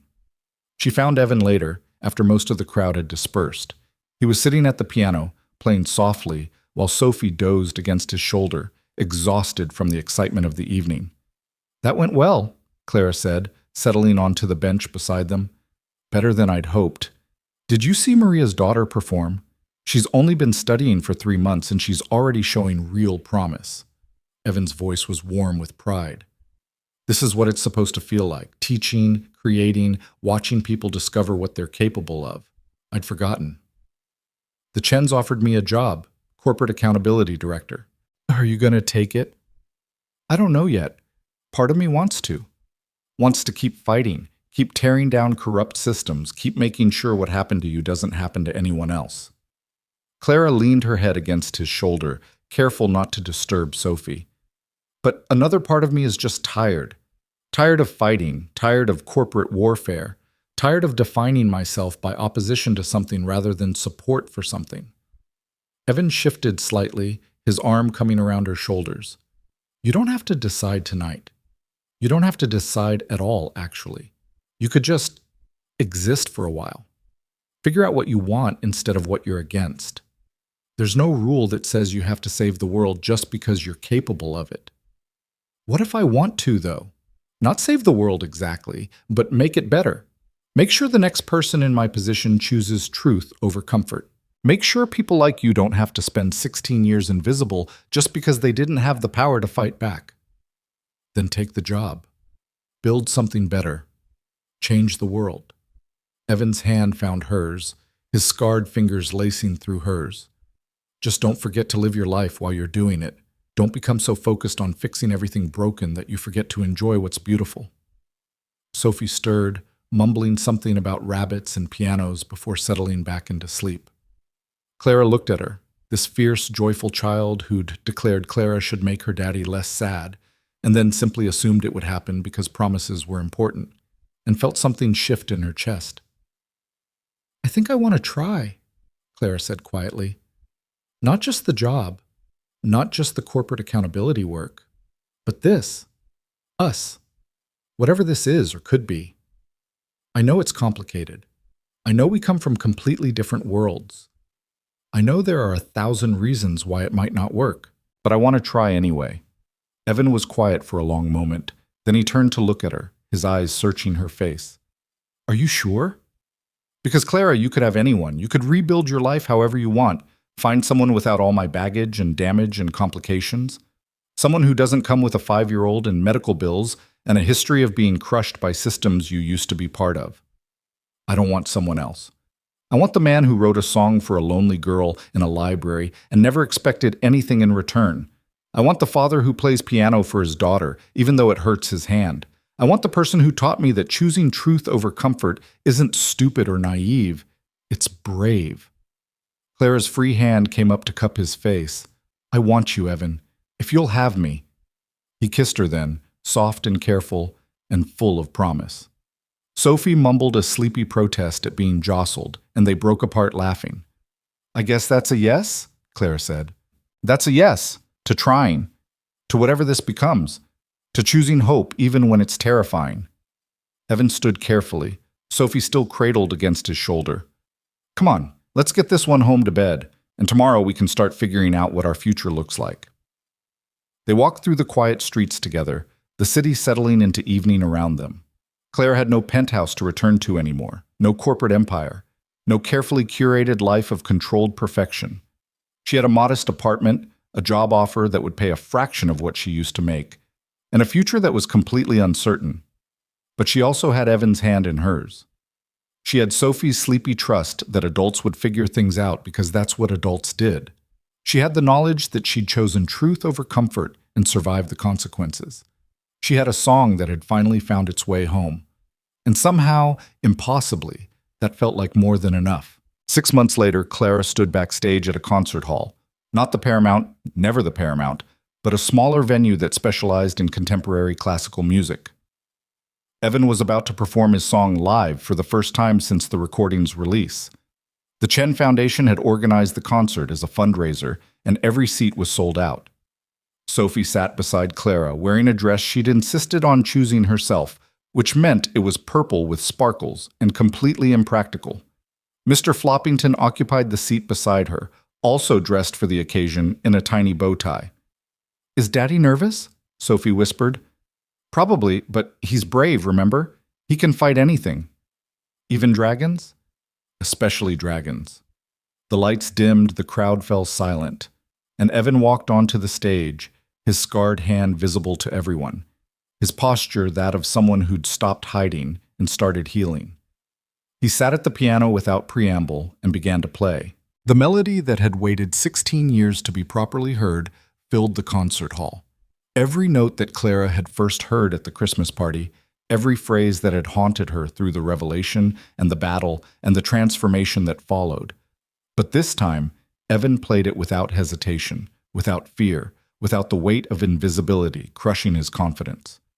This was the song as it was meant to be, not stolen, not silenced, not diminished by comfortable lies. Just true. Painfully, beautifully true. Clara felt tears slide down her cheeks as Evan reached the completion, the section he'd written over 16 years of silence, the musical expression of everything he'd lost and everything he'd somehow managed to keep despite it all. The melody spoke of grief and hope, of being broken and choosing to rebuild, of believing that tomorrow could be better even when today was almost unbearable. When the final note faded, the silence lasted for 3 full heartbeats. Then the applause started, thunderous, overwhelming, the kind of recognition that Evan had deserved 16 years ago and was finally, impossibly receiving now. He stood and bowed, his eyes finding Clara and Sophie in the wings. The smile on his face was radiant, transformative, the expression of someone who'd reclaimed not just his voice, but his entire sense of self-worth. Clara thought about the woman she'd been a year ago, the Ice Queen CEO who'd built her life on control and careful calculation, who'd measured success in quarterly earnings and never questioned the cost of her comfort. That woman was gone, transformed by a single song into someone who understood that true power wasn't about controlling others. It was about choosing to use whatever influence you had to elevate voices instead of silencing them. She'd lost her family, her company, her carefully constructed future. But she'd gained something infinitely more valuable, the ability to look at herself in the mirror and recognize the person looking back. After the concert, they celebrated at a small restaurant near the community center. The Chen family joined them, along with Maria and several other Paramount Theater victims who'd become part of their extended chosen family. Sophie fell asleep at the table again, this time with her head on Clara's lap. Mr. Floppington clutched to her chest. She's decided you're permanent, Evan said softly, watching his daughter sleep. Fair warning. Good, because I've decided the same thing about both of you. Thomas Chen raised his glass. To new beginnings. To choosing truth over comfort. To songs that refuse to be silenced. They all drank to that. to redemption and second chances, to the courage it took to tear down corrupt systems and the patience it took to build better ones, to the understanding that justice wasn't a destination, but a continuous choice to value people over profit, integrity over convenience, truth over comfortable lies. And later, when Clara and Evan walked home through the city streets with Sophie sleeping between them, Clara realized that this was what happiness felt like. Not the absence of difficulty or struggle, not the achievement of perfect security or flawless success, just the quiet certainty that she was exactly where she was supposed to be, with exactly the people she was meant to be with, living exactly the kind of life worth living. The song that had waited 16 years had finally found its resolution, not in a single moment of triumph, not in revenge or vindication, but in the slow, patient work of rebuilding what had been broken, in choosing to create beauty despite pain, in believing that tomorrow could be better than today, and then doing the hard work to make that belief reality. And as they climbed the 3 flights of stairs to the apartment that had become home, Clara hummed the melody softly. Evan's melody, finally credited properly, finally heard the way it was meant to be heard. Sophie stirred sleepily. "That's Daddy's song, the one he wrote for you before he knew you." "It is," Clara agreed, unlocking the door and carrying the little girl inside. "It's a good song," Sophie mumbled, already drifting back to sleep. "It sounds like love." Evan met Clara's eyes over his daughter's head, and the smile they shared spoke of everything they'd survived and everything they'd built and everything they still had to look forward to. "Yeah," Evan said softly. "It does. It really does." And in that small apartment filled with secondhand furniture and homemade art and the evidence of lives being lived with intention and joy, the song that had waited 16 years to be properly heard finally, truly came home.